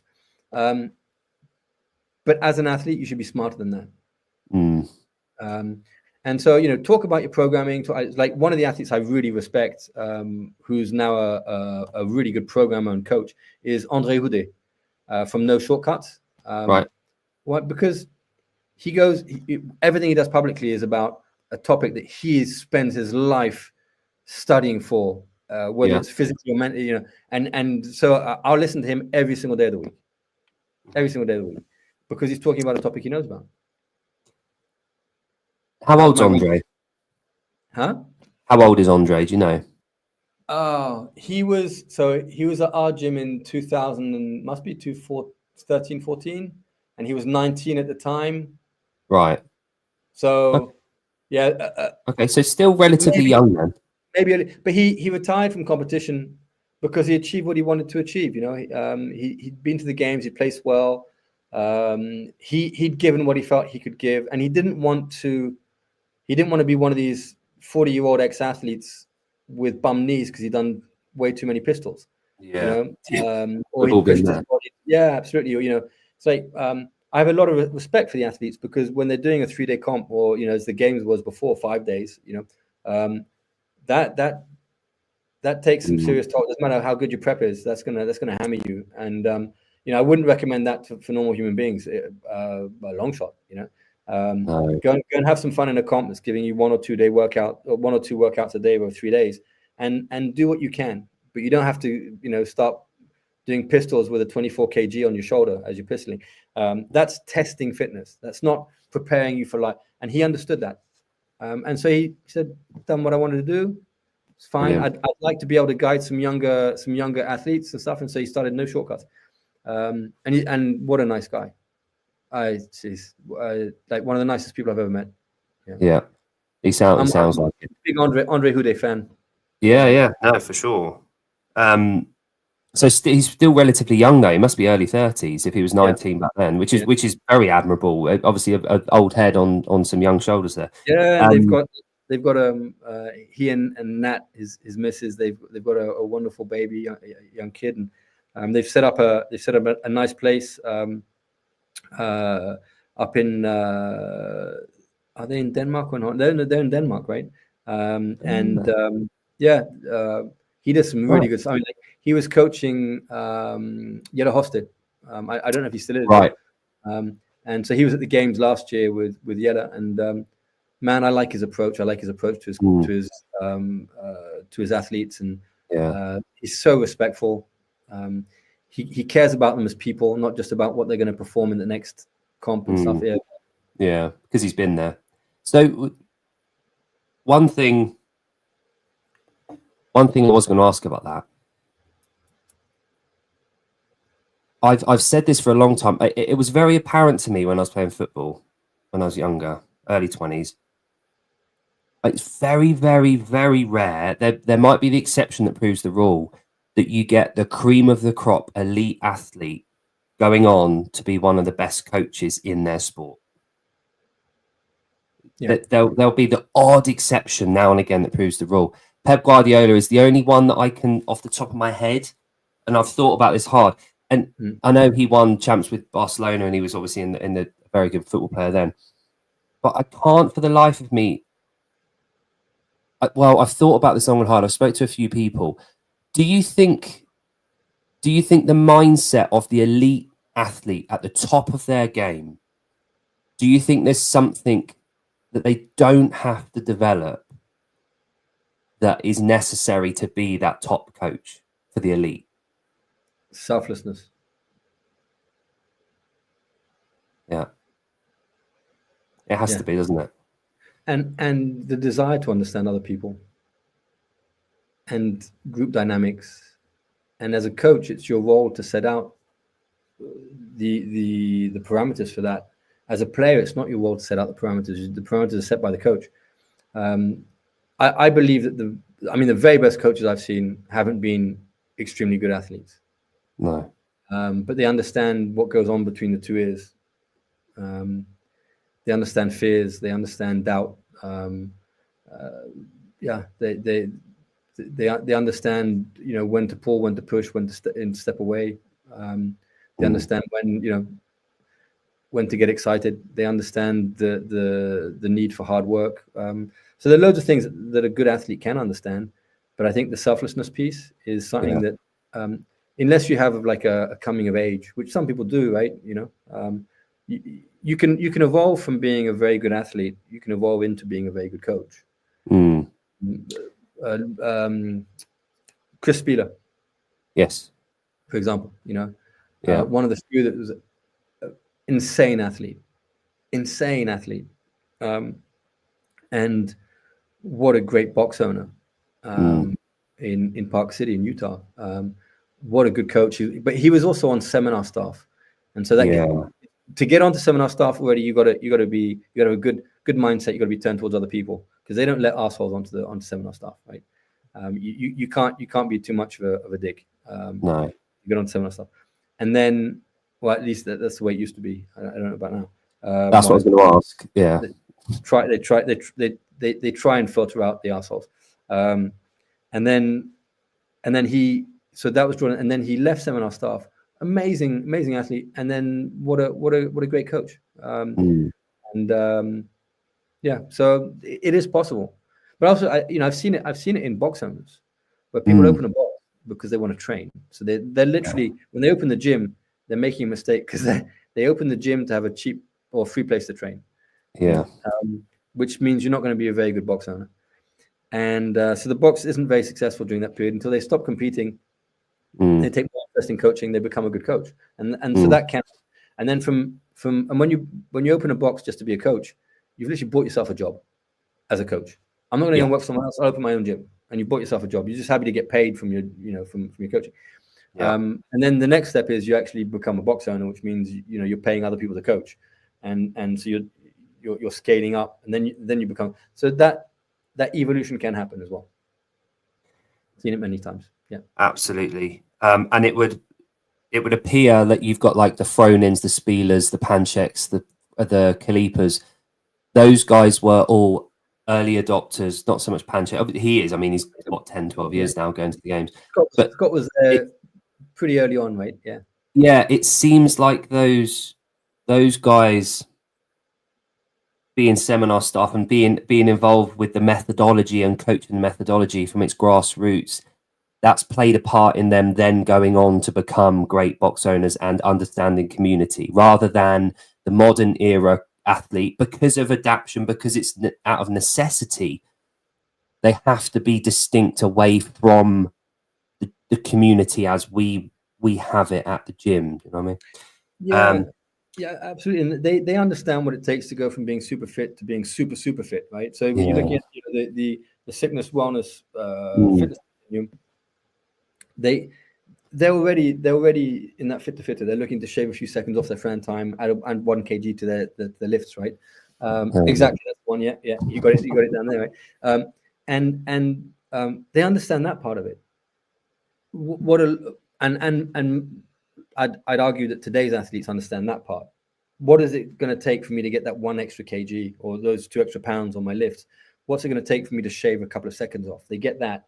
What they don't get is how this methodology can be applied to everyday people that don't train 3 hours a day, that only have that can at a stretch find 3 hours in a week for themselves, right? And that's where the understanding of the methodology is like, if you're an athlete and you haven't gone into the level 1, I'd say you're missing out on something. And if you're a coach, or you think you're a coach and you haven't read, drunk, eaten the level 1 and the level 2, and then starting to prepare your level 3, I think you're missing out on a fundamental understanding of the depth and breadth of this methodology. And I think that's an issue today. That's an issue with CrossFit today. There are a lot of coaches, well, there are a lot of box owners who took their level 1 a few years ago. Now they have their level 2, or you can have a coach that's a designated coach for your box that has a level 2. I think anyone that's coaching or has been coaching for more than like 6-8 months should have read it, at least read the level 2. The understanding of the methodology in order to be able to deliver it to others is fundamental, and I think that's one of the issues today. And then, like, the number of members, like the early adopters, as you're saying, are nutters, right? They'll go out and find information. And those are the people doing CrossFit 15 years ago, were the early adopters. They're the ones that will travel 90 minutes to go to a box as opposed to going to a local Globo. They're in. Who we're talking to now is, we're talking to the early majority, late majority, which is the vast, it's like 70% of the population. How do you deliver CrossFit to them? How do you get them to understand the methodology? That's a question that CrossFit needs to answer for itself, but it's also a question that box owners need to be asking us. I would argue that there's a need now, in order to deliver to vast majority of the public, for even like an abbreviated course. Maybe it's an online course that people considering doing CrossFit could go and do. Is it a 3-hour course for €75? But when I go to boxes and like people coaching, how many people coaching haven't even done their level 1? That's an embarrassment. What are you doing? You're just reading the board? That's your you ask them for the definition of fitness, they can't even give it to you, let alone the definition of CrossFit or the 4 models of fitness, and fitness in 100 words, and what's the nutrition prescription for CrossFit. They haven't got a clue. No. And so that's one of the issues today, is that we've now got that early majority, and not only just members, but actually those are the people that have become coaches, but they're not sufficiently self-motivated to go and actually get the right information. So we need to solve that problem. On top of that, totally agree. And I like the idea of kind of like a preemptive almost like an induction video. Like you can include it for box owners to include in an induction package. Here, included in your induction price or your up ramp. Here's a link, password. Go here. There's a 2-hour kind of sit down and a couple of questions. Have some fun with the multiple choice questions at the end. Exactly. And you as the box owner could get feedback about goals, about you get a lot of vital information from that. It could be something there. Yeah, you get the email saying, Jake's successfully completed, and then you can go back to, hey, Jake, congratulations, how did you like it? That's fantastic. Well, that's what we want to achieve here with absolutely. And I think CrossFit could do something there. But on top of that, I think the issue that you've just talked about is absolutely apparent. But on top of that, I think what you've got a lot of now, and I see this, in person when traveling, and also from guys that I've known for many years, is you've got fatigued box owners. You've got these box owners that have been going for X amount of years that are just tired, and and that comes without. I probably would have been in that boat because I wouldn't have. This is all hypothetical. Would I have delegated enough of that workload to not have reached burnout? Could I have done a good enough job to have expanded, to have reined it in personally myself, to get a good work-life balance, to not take on too many clients myself? You've got a lot of these fatigued owners that have reached a point where they're at the top of their gym, fatigued, not really preaching CrossFit anymore. They've gone off and done their own thing. Underneath them, you've got this bracket of guys like you've just talked about that haven't really got much in the way of understanding of the methodology and understanding. They're just coming in, ticking the whiteboard and just shouting 3, 2, 1, go. And then underneath them, you've got a community of box members that aren't getting any information from the box or from the leaders at their local community. Where are they getting their information from? Then online, you hear about this thing called High Rocks. You hear about this thing called F45 down your road. You hear about where there's a lot of passion, energy. It's not necessarily as in depth. There's no methodology that goes with it. There's no talking about sickness, wellness, fitness. There's no eat meats, vegetables, nuts, and seeds, some food that was last, no sugar. It's just turn up, get sweaty, feel good, go home. And there's this trap that people can fall into very easily when they're not being inspired and educated at their own boxes. And I think that's where the other gym types have captured some of our members that way, because there's just this, it's seemingly a lack of passion. And I think that it doesn't, and for like you said at the beginning, for all the everything that you could not CrossFit for, personally, I don't think it's on them to inspire the box owners necessarily to be that way, to do anything to supply them with that. Sure, online toolkits, retention, talking about education, the media, like you said about the last 6 months. But why should it have been on CrossFit over the last 5, 6, 7, 8 years? Why should it have been on HQ and them to drive that passion and energy? Greg's initial thought was to give everyone that you talked the other day, a thing I heard you talking about the other day from a couple of years ago, was the gold mine analogy. Box owners, we have, we want to go hunting for gold, we want to sift for gold. Greg gave us the tools to go and do it, but he's not going to do it for it. We need to be able to actually go and search for the gold ourselves. Is that evolution that you talked about earlier with HQ? Is that where they're kind of moving towards now, whilst treading the ground really carefully about not becoming too much of a franchise model, because they risk the danger of that, don't they? Yeah, I think there's a very thin line. Well, with today's ownership, right? If you're owned by VC, then the decisions they're making about future revenue, they're not about necessarily the growth of the growth of the methodology, right? And having more people doing CrossFit, which is fair enough. That's the reason for a VC, right? So it comes back to what the mission is. So my hope is that the future owners, their mission will be to seriously look at how will we have every box to have the opportunity, if they want to have 5 or 10% more members in a year's time, and they still want another 5 or 10% more members in another year's time, and so on. And that's how you grow. You grow progressively, right? And there's some countries that can grow way faster than that, and boxes that can grow way faster than that. You go to the African continent, you go into Asia, you go into some countries in LATAM. It's a different kettle of fish. I'm talking about the bigger territories for CrossFit at the moment. And how do you make life a little bit easier for the affiliate? How do you make it so that, as you said, right, you're fire and brimstone for the first few years, right? So when I opened my first gym, I was 37, 38, something like that. I'm now in my early 50s. It's like, if I hadn't had the skill set and the knowledge to develop a structure with people, attract good people, set very clear expectations, and then coach them to fulfill those expectations, and for them then to become the next level of leaders, I'd still be going to the gym in the morning at 5:30 and opening it up like I was in 2012, going up to the whiteboard and writing the whiteboard, and I'd be going, God, again. You need stimulation, right? But also back then, my life is way more complex today, and it gets more and more complex as you go on, right? Your parents aging, health, financial, your kids now, so when you're young, that's fine. You can give every hour in the week that God's given you to running your gym.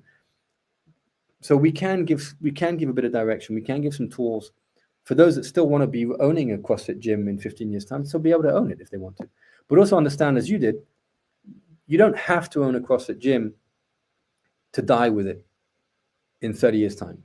You can open a CrossFit gym to also build something worth value and a legacy that you can then hand off to your kids, or you can put under management, right?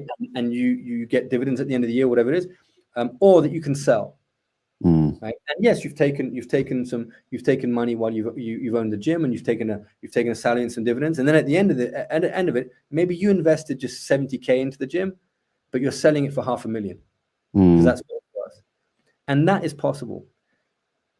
But it needs a bit of structure. So I think I agree with you. It's not CrossFit's responsibility to make sure that every gym owner is motivated and knows what they're doing, or stays motivated. But I do think they can facilitate it, or we can. And I'll put my CrossFit HQ hat on, that we can facilitate it. So I think there's something there. It all depends on who buys it, and what their mission is. And just having a support structure of like-minded owners is really, really good, and taking away some of the stress. I think that how do you take away stress? That you give people the knowledge that tomorrow can be brighter than today. I'm not so worried about the state of British politics or the country today if I think that tomorrow can be brighter. The same thing. Today's hard. But man, if I do this in 6 months' time, it'll be. And if I stay the course, then I've got this young kid, and I just need to make sure I'm investing time and energy in growing this kid and sharing vision with them, and making sure that I do some personal goals. And as soon as you start to have the tool set and the toolkit, change that. As soon as you start to have the tools, right, or the knowledge, and competency to build something, you gain confidence, and then it's not such a grind. And you can still be in love with CrossFit. And I was reading the other day that the baby boomer generation, and also now Gen X, right, are selling their businesses at a rate that's never been seen before. Why? Because they've got to that age where either they want to go and spend a bit more time for themselves, or with the kids that are growing up, or their grandkids, or whatever it is, right? And so they're selling their businesses. So you can go and open your own gym, but you can also now acquire gyms, because there are box owners like you who, when you moved, was it for your kids, was it for whatever it is? But you had a box that you loved, but you wanted to sell it to some. So there are opportunities not just to open a box, but also to acquire boxes. But also for current box owners, what does that mean? It means that understand what you want to do with it in 5 or 10 years' time, and work towards that. Don't just live day to day. You need to have a vision of where you want to be in 5 or 10 years' time. It's not the same thing as a mission. What's your vision of? My vision for my gyms is I'd still love to be involved with them. I don't run them on a daily basis. I dedicate 4 days a month to my gyms. I speak to the leaders, a couple of the leaders I speak to every day. So I'm still actively involved. But it's enabled me to go and do other things and stay stimulated, and keep doing things to grow CrossFit and be involved and stuff. And I think we can do stuff there are really good people out there, way smarter than me, way harder workers. And I think we can do stuff to share knowledge and skill, and give tools, so that you don't have to get burnt out. You don't have to get worn down. No, absolutely not. And it's having I guess, linking those two things. Initially, I was one of these people. There's thousands of them, like you've explained. Entrepreneurial type people. I don't want to call them entrepreneurs necessarily. People that saw an opportunity and opened a gym because they were passionate about it, done the L1, wanted to make a difference, wanted to inspire people and get people living longer and, living with their grandkids. Those people get to a point where they see these changes. And on my L1, I did my L1 in 2012 in Stockholm, and Boz took it. Yep. And not only did he get me my first ring muscle up on that weekend, but he said this magical thing to me, and I keep mentioning this. He said, you're on like a probationary period to become a CrossFitter for 2 years. Like, paraphrasing him here. So basically, you're not a CrossFit until you've done it for 2 years. I was like, what? What are you on about? It might have been a flippant remark he made. It might have been something to do with me because he thought I wasn't ready yet. Whatever it was, he said 2 years. None of that made sense at the time. And then the 2-year mark came around and it all made sense. Like, everything made sense. I'd owned my gym for 2 years. I'd gone through this change in understanding what it meant to actually have CrossFit from a personal perspective, training goals. After 2 years there, mentally, you become more assertive, you become more driven, you get after what you want, you understand it all. That you get to those newbie goals and they're done. And now you have to rethink and you reset your goals. There's this 2-year window. So I feel blessed that Boz kind of instilled that into me, because I've then gone on to do that with everyone else. So talking about a long-term approach to this methodology. We're not a flash in the pan thing.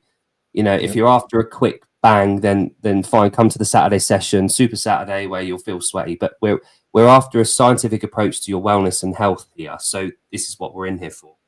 Yeah, I think sorry, I don't mean just on that. It comes back to the mechanics, consistency, intensity piece.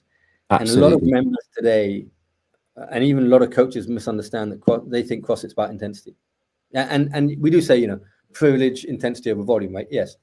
But intensity comes after the mechanics, right? And what comes after mechanics is the consistency piece, right? And so learn the mechanics, even if you're coming once a week, is better than nothing. Learn the mechanics and then come and apply those mechanics with consistency. That's step 2. And people want to rush to step 3, and they haven't yet done step 1. And I think it takes that 2-year period for that really to, it's like, yeah. And then that's why you come back after 2 years and you start to work on your squat mechanics again, because you're going, shit, actually my immature squat's really fucking up everything else. And the med ball clean. The med ball clean comes back in after 2 years. You're like, I get it. Grab the ball, we'll put the glass of water on the top. Yeah. And I think it's that piece of, it's like the learning curve of becoming consciously incompetent. When people start, they're unconsciously incompetent. They don't know what they don't know. They go and they do workout. Yeah, I'm doing CrossFit. I did Fran, and it was like they did banded pull-ups and an empty barbell or something. I'm not knocking banded pull-ups. I hate them. And they think they're doing CrossFit, but they haven't yet understood even the basics around mechanics and the consistency piece. And I think it takes a bit of maturity to understand. But then as a coach, you're saying about people want to be an entrepreneur, and I don't know that everyone that opens a box wanted to be an entrepreneur. I think that have you read a book called The E-Myth? No. There's a fantastic book. I'd recommend you read this, called The E-Myth, and it talks about why most small businesses fail. And it talks about 3 mindsets. You've got the mechanics mindset. So imagine the box is a garage, right? And who's the mechanic? Your coach, right? So you're the coach, and you come in. You've got a coach's mindset, and you try and open a business. You're opening a garage with all the facets of the business that it involves. Like finding customers, paying bills, ordering pieces, or, management. And you got the mindset. I just enjoy fixing cars. Right? You're not going to be a very successful entrepreneur. And then you've got the manager mindset of, I can manage the mechanics on a daily basis. I can make sure that the people drop their car for the appointment, and they pick it up at the appointment, and the mechanics got the pieces they need and all this kind of stuff. And I'm the manager. But then if you come in with a manager's mindset, you're probably going to be more successful than the guy that comes in with just the mechanics mindset. But it's very limited, because to survive in any industry, the rules of business apply. whether you like it or not, right? As soon as you got revenue coming in and you got outgoing, the rules of business apply. And so the mindset that's missing is the entrepreneur mindset or the business owner mindset. So being a daily manager, having your head in the business and never taking a step back to look at the big picture and to live 6 months down the road, that's what the entrepreneur or the business owner does. And so those three mindsets, and I would argue that a lot of box owners opened or still open with a mechanic mindset. Yes.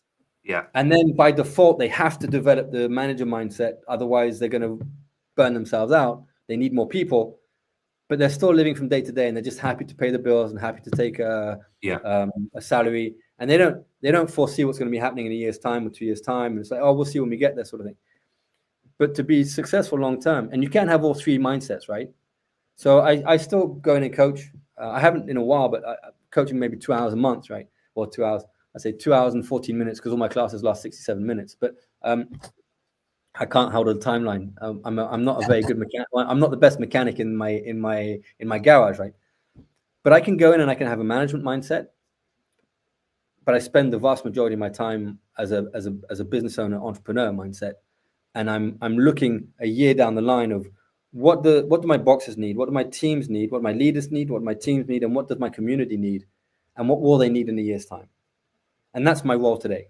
And if I do that, then I'm feeding my team, and they can then share CrossFit with people in these times. And so I think those three mindsets are really important to understand. So I'd recommend that book for anybody who's listening. It's called The E-Myth, or E-Myth Revisited. And I can't remember the name of the author off the top of my head. But yeah. So what you said about people opening with an entrepreneur. I think if you've got an entrepreneur mindset when you open, you've got a head start on most small gym owners. And I'd argue that most people that go for an F45 or something like that actually only have the entrepreneur mindset. Yes. They're not necessarily passionate coaches. They just see it as a financial, the numbers make sense sort of thing, is what they would. That's the one. That's the book. Yeah. And I don't think that's the best way either. Because how do you know what a good mechanic is? I think the best is when someone's been a mechanic and they've grown into being a manager, and then they've decided to make that step into. I think that's a nice evolution over time. Yeah, no, absolutely. And there was probably a point where, now you talking about that, I was definitely 100% the mechanic when I opened my gym. 100%. Wanted to do everything, wanted to fix everything, wanted to coach everything. I was opening up at 5 a.m. I was leaving at 8:30. In 2017, I had my daughter, and that changed. I couldn't do everything. So we hired a first full-time manager to take over, and she did a blinding job there. And it went from there. So I probably then walked into that managerial. I don't know if I ever reached that owner phase, that third phase. I don't think I ever reached that. And I think that's probably where I decided enough was enough and walked away, and made plans with the family. You've got some unfinished business. You need to go and open a box. I reckon that's it. You got some unfinished business. Maybe one day. Yeah, the issue if you have the mechanic mindset, either find someone who's got the management mindset so you can enjoy coaching, which is fine. You can be the owner of the gym and enjoy coaching, and have someone else manage it if your ego allows that, right? But if you're the only mechanic, you can only fix so many cars in a day, right? And if that number of cars doesn't keep the lights on, or doesn't enable you to go and have kids and take time off, what happens when you step away? No one's fixing a car, right? So if you want a quality of life, and you need to understand not the quality of life you need today, but the quality of life you'll want in 3 years' time. Because you may be opening a gym, you're not even married yet, you don't have a partner, and then in 3 years' time, not only do you have a partner, but you're a couple of months away from having a kid, and all of a sudden it's like, oh, geez, I need to spend more time at home. I've got to find. It's too late. Yeah, you've been thinking about that 18 months ago, 2 years ago, and nurturing people in to take over. So that's where there's nothing wrong with being a good mechanic as a box owner. No, but you're probably going to go and find other mechanics as well with you, right? Yeah, absolutely. Like you said, I wasn't very competitive. What I did love was fixing people. I still do it now. And we talked about PT earlier.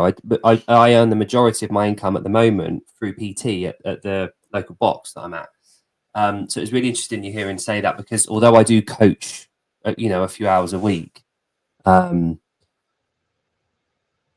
Through necessity, my income is through PT. Now, the members, the individuals that I do PT with just have no interest in CrossFit. They've got no interest in group training. They're quite, wealthy, respectable people, but they don't have the time to come in during classes. It's odd times throughout the day, and they've got very specific needs away from CrossFit. And my thought process is with those, I only have about 5 or 6. Is I get them in that arena, I get them in the gym, I don't interfere with classes, but I also introduce them to the idea of CrossFit and talk to them about it, introduce the ideas and the concepts and talk about the manual and talk about these kind of things. Every now and again, I might see a glimmer of hope in terms of getting them into a class and doing that. So it's a working project with me. Now, there's always new PT clients around the corner that we can always recruit and get more PT clients. So for me, it's kind of a stepping stone PT a lot of the time for individuals, and it should be anyway at the CrossFit gyms. I think more of a stepping stone into the environment than just, okay, you're a PT client now, that's you done. I think there should be an approach where possible to try to get people involved in CrossFit if you believe it to be the methodology and the way to train. And it's not because they get involved in CrossFit classes that they won't need or want to do PT as well. It's not an either or. Exactly. The happiest PT clients the coaches in our gyms have are the ones that do both. Yes. And they may do three group classes a week and 1 or 2 PT sessions a week, right? And for them that's fantastic, and they see it as a good way. It's cost effective and so on and so forth, right? So it's not, and we have some that just do 1 PT a month. But one PT a month, but hey, the coach is happy, he's got that 1 PT a month and so on and so forth. And it's not necessarily an either or. Yeah, I agree with you on that. But I do. Again, that cognitive dissonance is there. I'd see it from early days. The first gym I went to, they didn't have any PT, and I saw the value in it. If you truly believe in the methodology, if you're the box owner anyway, everyone should be going straight through to CrossFit, and you find a way to do that. So there's part of me that still agrees with you, but then the part of me that needs to pay my mortgage is over here. So it's a bit. Yeah, back in the day, it's like you wouldn't do any other class in the WOD, right? It's like you wouldn't have we do conditioning classes, which now we rebranded as High Rocks, as if that has any effect. And I think we could have rebranded with actually. I was going to say something, but I won't. Anything. Yeah, because everyone's using the name willy nilly. So we call them feeder classes. We did them because they talk to different facets of the community that would perhaps be intimidated by a full-on CrossFit class to start with, right? Yeah. So it's a way of say, hey, you're afraid of barbells, no problem. I was going to say, we can get you doing some movements with some dumbbells or some kettlebells, and a load of body weight stuff and all this kind of stuff, and and all the people say, oh no, I need to get fit before doing CrossFit. Hey, that's why we're here. You can start with on ramp, and then you can do so, but they're feeder classes. The goal isn't that people come in and do just that. It leads to them being a full-on going into the main space and knocking out barbell snatches and doing handstand walks or push-ups off a box or walk arounds and that kind of stuff. That's the goal. Yeah, for sure. And you're absolutely right. And I think one thing you've mentioned, Horace, one thing that has done, I've seen very apparently in the last year, has driven a lot more of that in CrossFit gyms. More thinking differently, more thinking about, okay, what other audiences can we capture here? And a friend of mine, Athena, you probably know Athena Perez, she runs Scaled Nation. What she does for a certain pocket of the community and getting them involved in what we love is just admirable. And there's all these people, the guy who runs Caffeine and Kilos, I can't remember his name, it's on my head. He's just launched in the last year and has seen some massive benefits of I think he called it the Silver Club, getting people over. His masters, Like there's these offshoots within the community of different pockets that are you could run the same program. It just needs to be scaled, and the ability to scale and adapt to make it applicable to everyone is the key to all of this. If you're a programmer and a box owner and you can, or you've got the coaches around you, you can manipulate that infinitely scalable program that we have. You can adapt it to different groups. There's no shortage of different types of people out there that we can get into the facility as those feeder classes. Our gym that we've got the kids class from 3 up. We've got Clive and Sandra, who are in the 70s. We've got my mother-in-law, who's been to the games twice now in the 65 plus division. They are walking in that gym and of totally different backgrounds, completely different mindsets, completely different goals. We got the mums class 3 times a week now, and it's packed. There's like 15 mums there with babies in the pushchairs coming along to do the workout of the day that is programmed here by Dan and Erin. And it's perfectly adaptable and scalable for anyone that comes in that gym if you've put the time and effort into doing that. There's so much opportunity out there. And one thing that I've just remembered that I was going to say is that CrossFit have this abundance of opportunity and tools, like the CrossFit Foundation. How many gym members or box owners know about the foundation? How many of them know about CAP being at their disposal? How many know about the coaches congresses? There's so many opportunities for box owners out there to use, to leverage, to gain information. Maybe, perhaps, one thing that CrossFit can work on with the owners is better communication about what tools they actually have at their disposal. And the same goes for box owners to their members. I don't think box owners give enough information to their members about what we've got at our disposal in this thing. Like, it's just not talked about. You said it earlier. How many members at you're a bit different maybe, but at your average gym, how many members do you know as a percentage? You could walk in and say, do you know what the L1 manual is? Probably 2 of them potentially who have already done their L1. We've got so much at our disposal. We're so much bigger and better than anything out there. We just need to leverage it more and use it better. And I think all of this, whether it's at HQ level, whether it's at box owner level, whether it's at gym coach level like me, we all need to get a little bit better at communicating what actually we do have available. I think that's the key to everything. The tools are great, and the methodology is the best that there is, right? Nothing holds a candle to it. I think one of the issues today is that there's been so much shit since the tweet, Greg selling the company. It's been like a bad telenovela, Desperate Housewives thing. Maybe poor communication, some poor decision making. One of the things that is fundamental is the pride, passion, and belief. You need to have a huge amount of belief in the methodology and the brand, and you need to have passion to share it.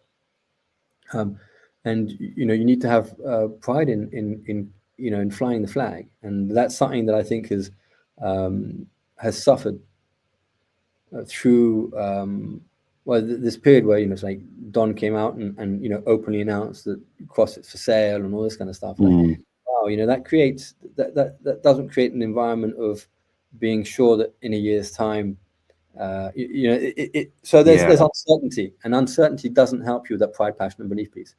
The CrossFit methodology, hands down, is the best value for money as a gym owner, without a doubt, if you know how to package it and deliver it, right? Yes, and that's even without talking about all the tools and the shared knowledge and the people that are at your disposal, and you've got the field teams, and you've got all the education system, level 1, level 2, level 3, specialty courses, level 4, online courses, all this kind of stuff. The use of the open, how to leverage the open, and it's like and how to leverage the year's calendar with all the benchmark workouts and everything, and activate and animate and your community. There's so much to being part of the community, and yet some people have dropped off or don't see, because they haven't felt that pride, passion, and belief. And so there's something fundamental there to do. Coming back to what you're saying about understanding how to, you mentioned Hyrox, right? Hyrox is another name amongst other things that have come and gone in the past. I wish them luck, and it's a great event. They organize it well. It's cool. Is it the best test of fitness? No, but it's a good event where you bring people together, right? And it's a test of fitness. It's a friggin' running workout, whether you like it or not. If you're not good at running, you'll be shit at high rocks. End of story, right? That's it. So it's a very limited test of fitness. But what they have done is they've understood, they've made it very accessible. There's nothing high skill there. There's nothing really, it's like, the sled. There's nothing heavy. There's nothing very technical. It's an engine workout, right? But they've understood that talk. So I just, when you were talking about like who to talk to, I don't know if you can see this, right? We've been talking about this all the time. Is that we're here now? You've got the innovators here, which is like 1.2% or 2%. You've got the early adopters, which is like maybe 11%, 11% of the population, if that. Then you've got this early majority, late majority. It's about 34, 35% each. Then you got like down here is about 13%. These are the laggards. Today, we need to learn how to package. We need to learn how to package CrossFit for these people. When you open your box and I opened my box, the first ones that came in that would travel an hour and a half or 2 hours were they were the super fit 20 to 35-year-olds that were sports mad. Maybe they were first responders, police, SWAT team, whatever it is, right? There were these people here. Now, those people are training already. The people we need to attract and talk to are these here. And that's where, that means what? That means the over 50s, like me, right? I spend more time warming up than the actual workout now, It means the kids and the teens. It means the people with back pain. It means the people that are pre-diabetic, that are obese. It means the stay-at-home mums that have been looking after kids for the last 15 years. They haven't even looked after themselves, right? How do you package CrossFit so that it doesn't scare the shit out of these people? Absolutely. And that's where the feeder classes come in. That's where the on-ramp and the integration comes in. These are really important things that maybe 10, 15 years ago when you opened your gym weren't that important. Why? Because you're talking to the early adopters. And the early adopters, whether your gym exists or not, they're going to be doing pull-ups in the local park and doing street workout, right? They'll go and find a place to go and friggin' lift some weight, right? But the people who need CrossFit the most, I would argue, aren't the early adopters. The people who need the CrossFit the most are the early majority, late majority, and they're the people that are actually over 35. They're the ones that need it most. And they're the ones that need it most because they're not, you go back to the sickness, wellness, fitness continuum, they're not in the fit to fitter. These guys are in the sick to the well to sick. So they don't know what they're doing. They don't know how to do it. They don't have the self-motivation to do it. This is the future of our gyms. These people here. So how do you package it to take away the fear, to take away the shame, for them to understand they don't have to take the t-shirt off. There are no mirrors. Why? Not so you don't look at each other. It's so that the only person that needs to look at you is your coach. That's what a mirror was, to correct your form, and that's why we have coaches. We need to explain all of this stuff, right? And so the packaging and the feeder classes, the silver classes, the teens classes, the high rocks, for example. Well, how as CrossFit do we use high rocks? They've used CrossFit, right? They've used CrossFit. They pillaged CrossFit to fill their events. Fine. But if you're doing high rocks, what's the best way to get ready for high rocks? Come do CrossFit. Absolutely. So how do we get talking to because 80% of the people doing high rocks move disgustingly. You look at the wall balls, disgusting. They don't know how to break power. Their knees all over the shop. They don't know how to distribute weight in the feet. They don't know how to catch the ball. They have really poor hip extension, etc. Wow. Those are the people that, as a CrossFit gym owner, I'd be going to the local high rocks things. And as people cross the line, I give them 5 minutes, man. I say, hey, where do you live? Oh, you live? Oh, cool. Hey, if you want to improve, hey, come to I'll be handing out friggin' guest passes all day long to all these people that don't move so well, and the people that run super well and that don't move well. Those are the ones that we should. They're here. It's these people, because high rocks have dumbed down the test of fitness to attract the majority, right, to speak to the majority. So let's go use their events, right, and fill our gyms. Absolutely, totally agree. That's only my second rant in 2 hours. You realize that? I would argue that high rocks have probably done more for introducing new members at CrossFit gyms, especially in Europe, in the last year than CrossFit have. I don't know. I would argue the contrary. So we follow all our leads and where they come from, what they're looking for, and all this kind of stuff. Right. And, so So we affiliated High Rocks to see what the impact would be, Right. and when we changed, so we didn't introduce new programming. We just changed the names of our conditioning classes to High Rocks, right? Yeah. Just And add HY. we actually had members who were doing WODs who then started to go to the conditioning class because they, oh yeah, I'm going to prepare a High Rocks race. So I'm signed up for a race. So we've had members join these classes, but we haven't had. Listen, we have a lot of prospects in our Parisian clubs, right? Right. We haven't had a single one say, "Hey, I'm looking. Do you guys do High Rocks?" Not one. Really? Wow. Yes, it's not one. So Right. we've had members saying, I'd like to do the High Rocks race, which is useful, right? So I'm not going to knock High Rocks or the affiliation and stuff. It doesn't and you know, no one says coming in, yeah, I want to train High Rocks. Doesn't mean anything. Train for a High Rock, yeah. You want to prepare High Rocks. Just find it interesting. Do CrossFit to prepare a High Rocks race. Absolutely, yeah. You just need to adapt it more. There's a question. So in a group I talk to a lot of Americans pretty much every day. We've got a big group of us that talk back and forth. And it does tie in this question. Oh shit. Are you going to ambush me now? No. Okay. No, not at all. Just your opinion on programming, or for just a quick one. Okay. So, Murph prep. Yeah. I'm in a small minority with a couple of other guys, and they happen to be the guys that have been it the longest. Okay. I think if you've got a broad ranged approach to your programming and you program consistently, you don't necessarily need to do a Murph prep for Murph. If you're doing Murph for the hero workout that it is in the community, do you do Murph prep in your programming? No, we haven't, but I'm not against it, and it's not necessarily for the physical prep. It's more for our members to feel, especially the ones that have never done Murph before, to feel as though they can. Because when you look at that workout, you're going, whoa, you know, and you hear the war stories.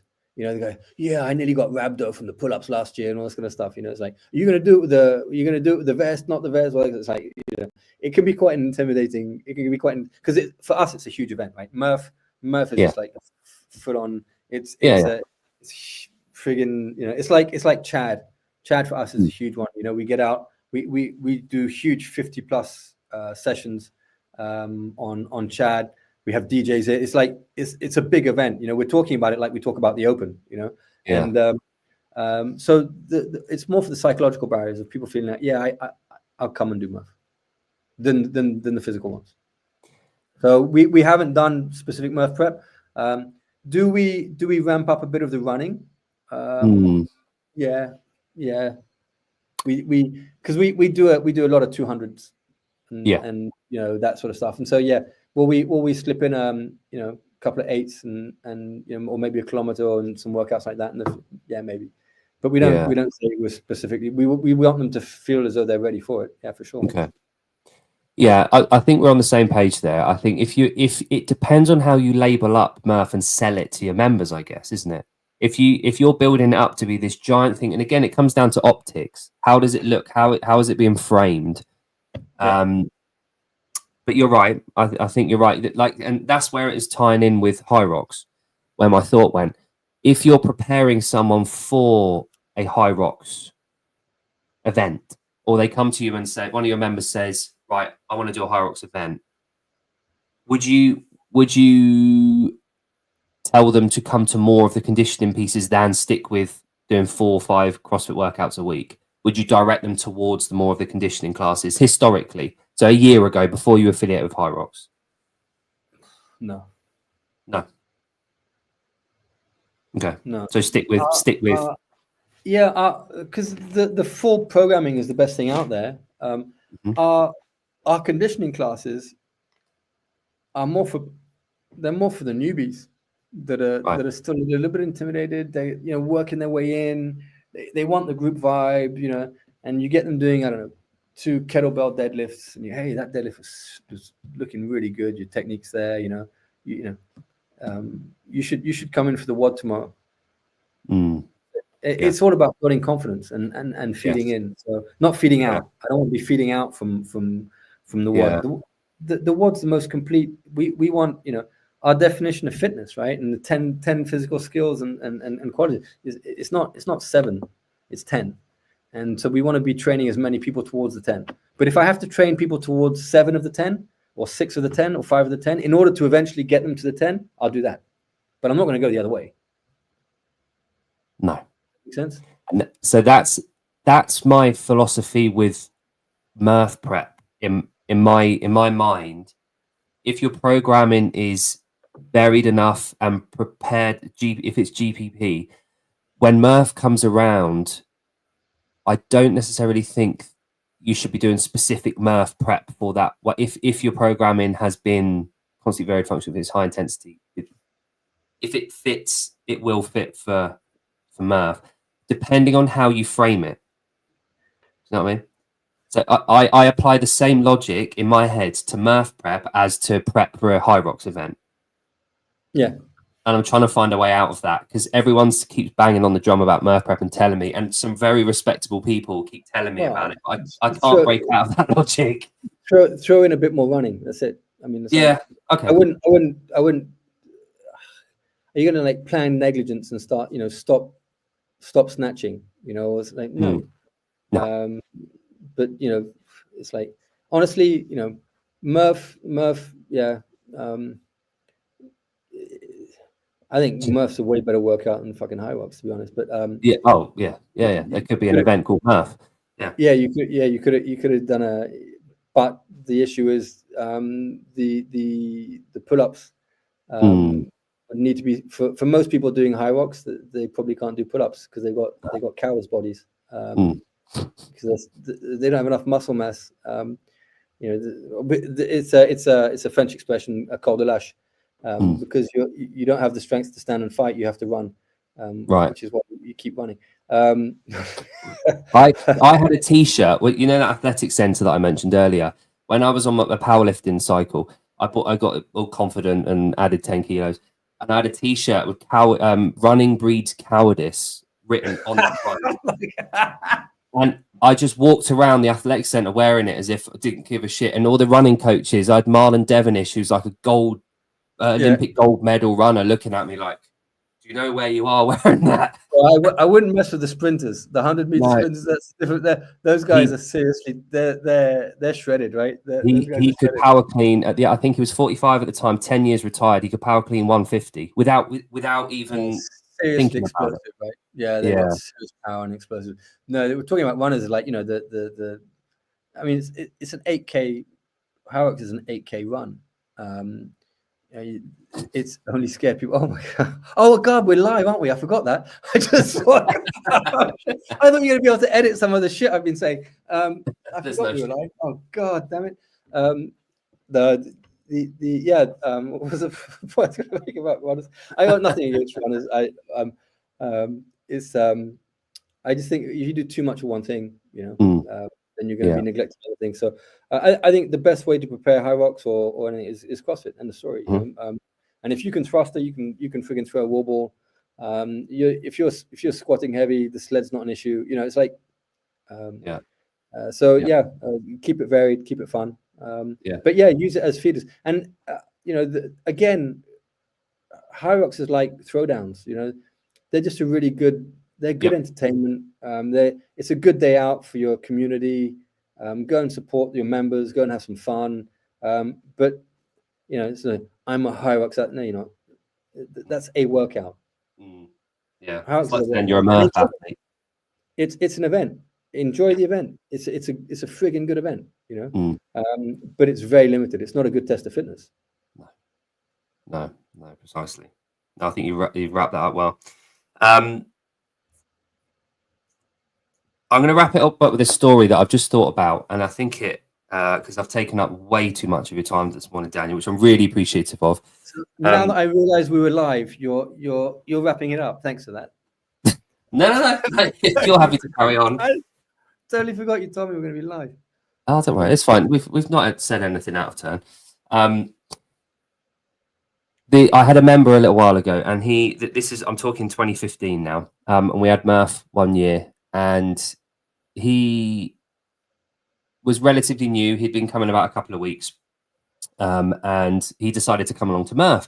And we talked about scaling options. We talked about doing half the volume, quarter of the volume, just to get through. He was a probably mid-40s guy from a workshop down the road.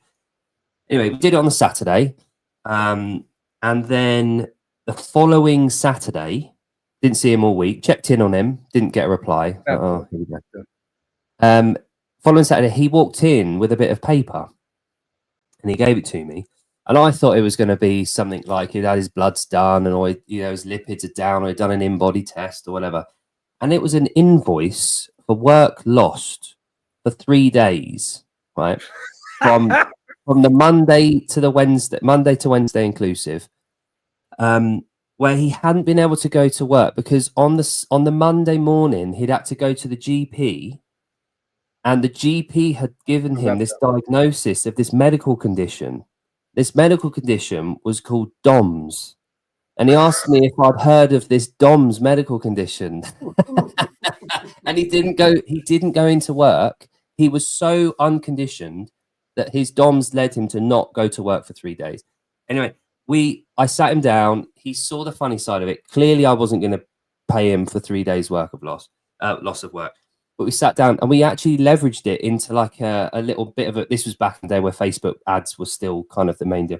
We actually used it as a kind of an advert. We did it fairly well, and it became a kind of like a running joke, as like Murph was when you'd have to have 3, you've got DOMs and all that. So Murph became for us in the early days, in those sort of 2015, 16, 17, it all became about the community. And because of that, and but all the way along, I didn't do specific preparation work, but we used it as we leveraged it as throughout the year to talk about why it's so important to be consistent with your training, to be constantly varied, and also to understand the literature behind what doctors are telling you, because DOMS clearly is something that we potentially strive for sometimes, rather than having to not go to work on it. But I think all of it comes down to optics. It all comes down to how we want to be perceived, how we are perceived, and what we want to put out there into the world. Which with CrossFit, it's to help people be healthier and live longer. Well, my last rhabdo was Murph. Your last rhabdo? How many have you had? Yeah, a couple. I've had a couple over the years, but because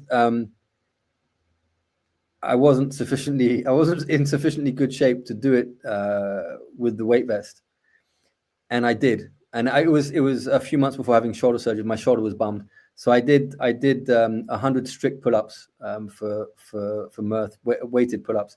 Wow. And just out of ego, because I was doing it with the coaches, and they're all 20 years younger than me, right, or 25 years younger than me, and I finished last by like a country mile. But my ego was there was no way I was scaling that. My ego got in the way. It was like, there's no way I'm scaling that. Screw you. All the coaches going, oh yeah, maybe you should shut up. Do you want to shut up? Do you want to do no? Do you want to take the weight? No. It's like, leave me the. It's like you young. It's like, God damn it. I was doing Murph, and you were suckling on your. It's like, like leave me alone. So my ego, like, they really spiked my ego, and that's why I got it. So scaling. Scaling's not a crime. Yeah, absolutely. Yeah, that's the key. Thanks for your time, mate. Thanks for the podcast. You didn't ambush me. Good. Thank you for that. I thought, because I know Savan. Sevi's the king of the ambush. Yeah, I was on his show probably about January time, just having a chat about things in Europe and affiliates and stuff. He's the master of getting what he wants out of you. And I don't think people appreciate enough how much of a skill it is to be able to get that out of people. He makes people sound interesting when they're not. So he made me sound interesting for 5 minutes, and I've got no idea how he managed to do that. So he's the king of interviews. So yeah, and he's a very very good guy. So yeah, he's someone that I kind of aspire. I think he's underestimated. What he's done for CrossFit has been underestimated over the years, right? And he's a very divisive figure, obviously, and I think he likes that. Yeah. But he's the master of not asking a question. He's the master of saying something and then just leaving it there and letting you talk. And that actually gets way more out of you than asking a question. And so if you hadn't noticed, listen to him and you'll see that's what he does. And it's a technique that it's a technique that sometimes psychiatrists and also the interrogators use. Say something and then just leave it out there and see the reaction and the person that kind of stuff. So he's very good at it. He's a good guy. Thank you for not laying any traps for me. I hope we'll get an opportunity to meet face to face and have coffee and shoot the shit. That'd be pretty cool. I'd love that, Daniel. And I'm hoping to go to London. I know you're not at the London Coaches Congress, are you? We didn't really talk much about that. You're in Australia, I think. I can't remember what the dates are, but October, mid October, I believe. No, I'm going to the Australian one. I may pop by the London one, but the dates on the London one were they conflicted with something.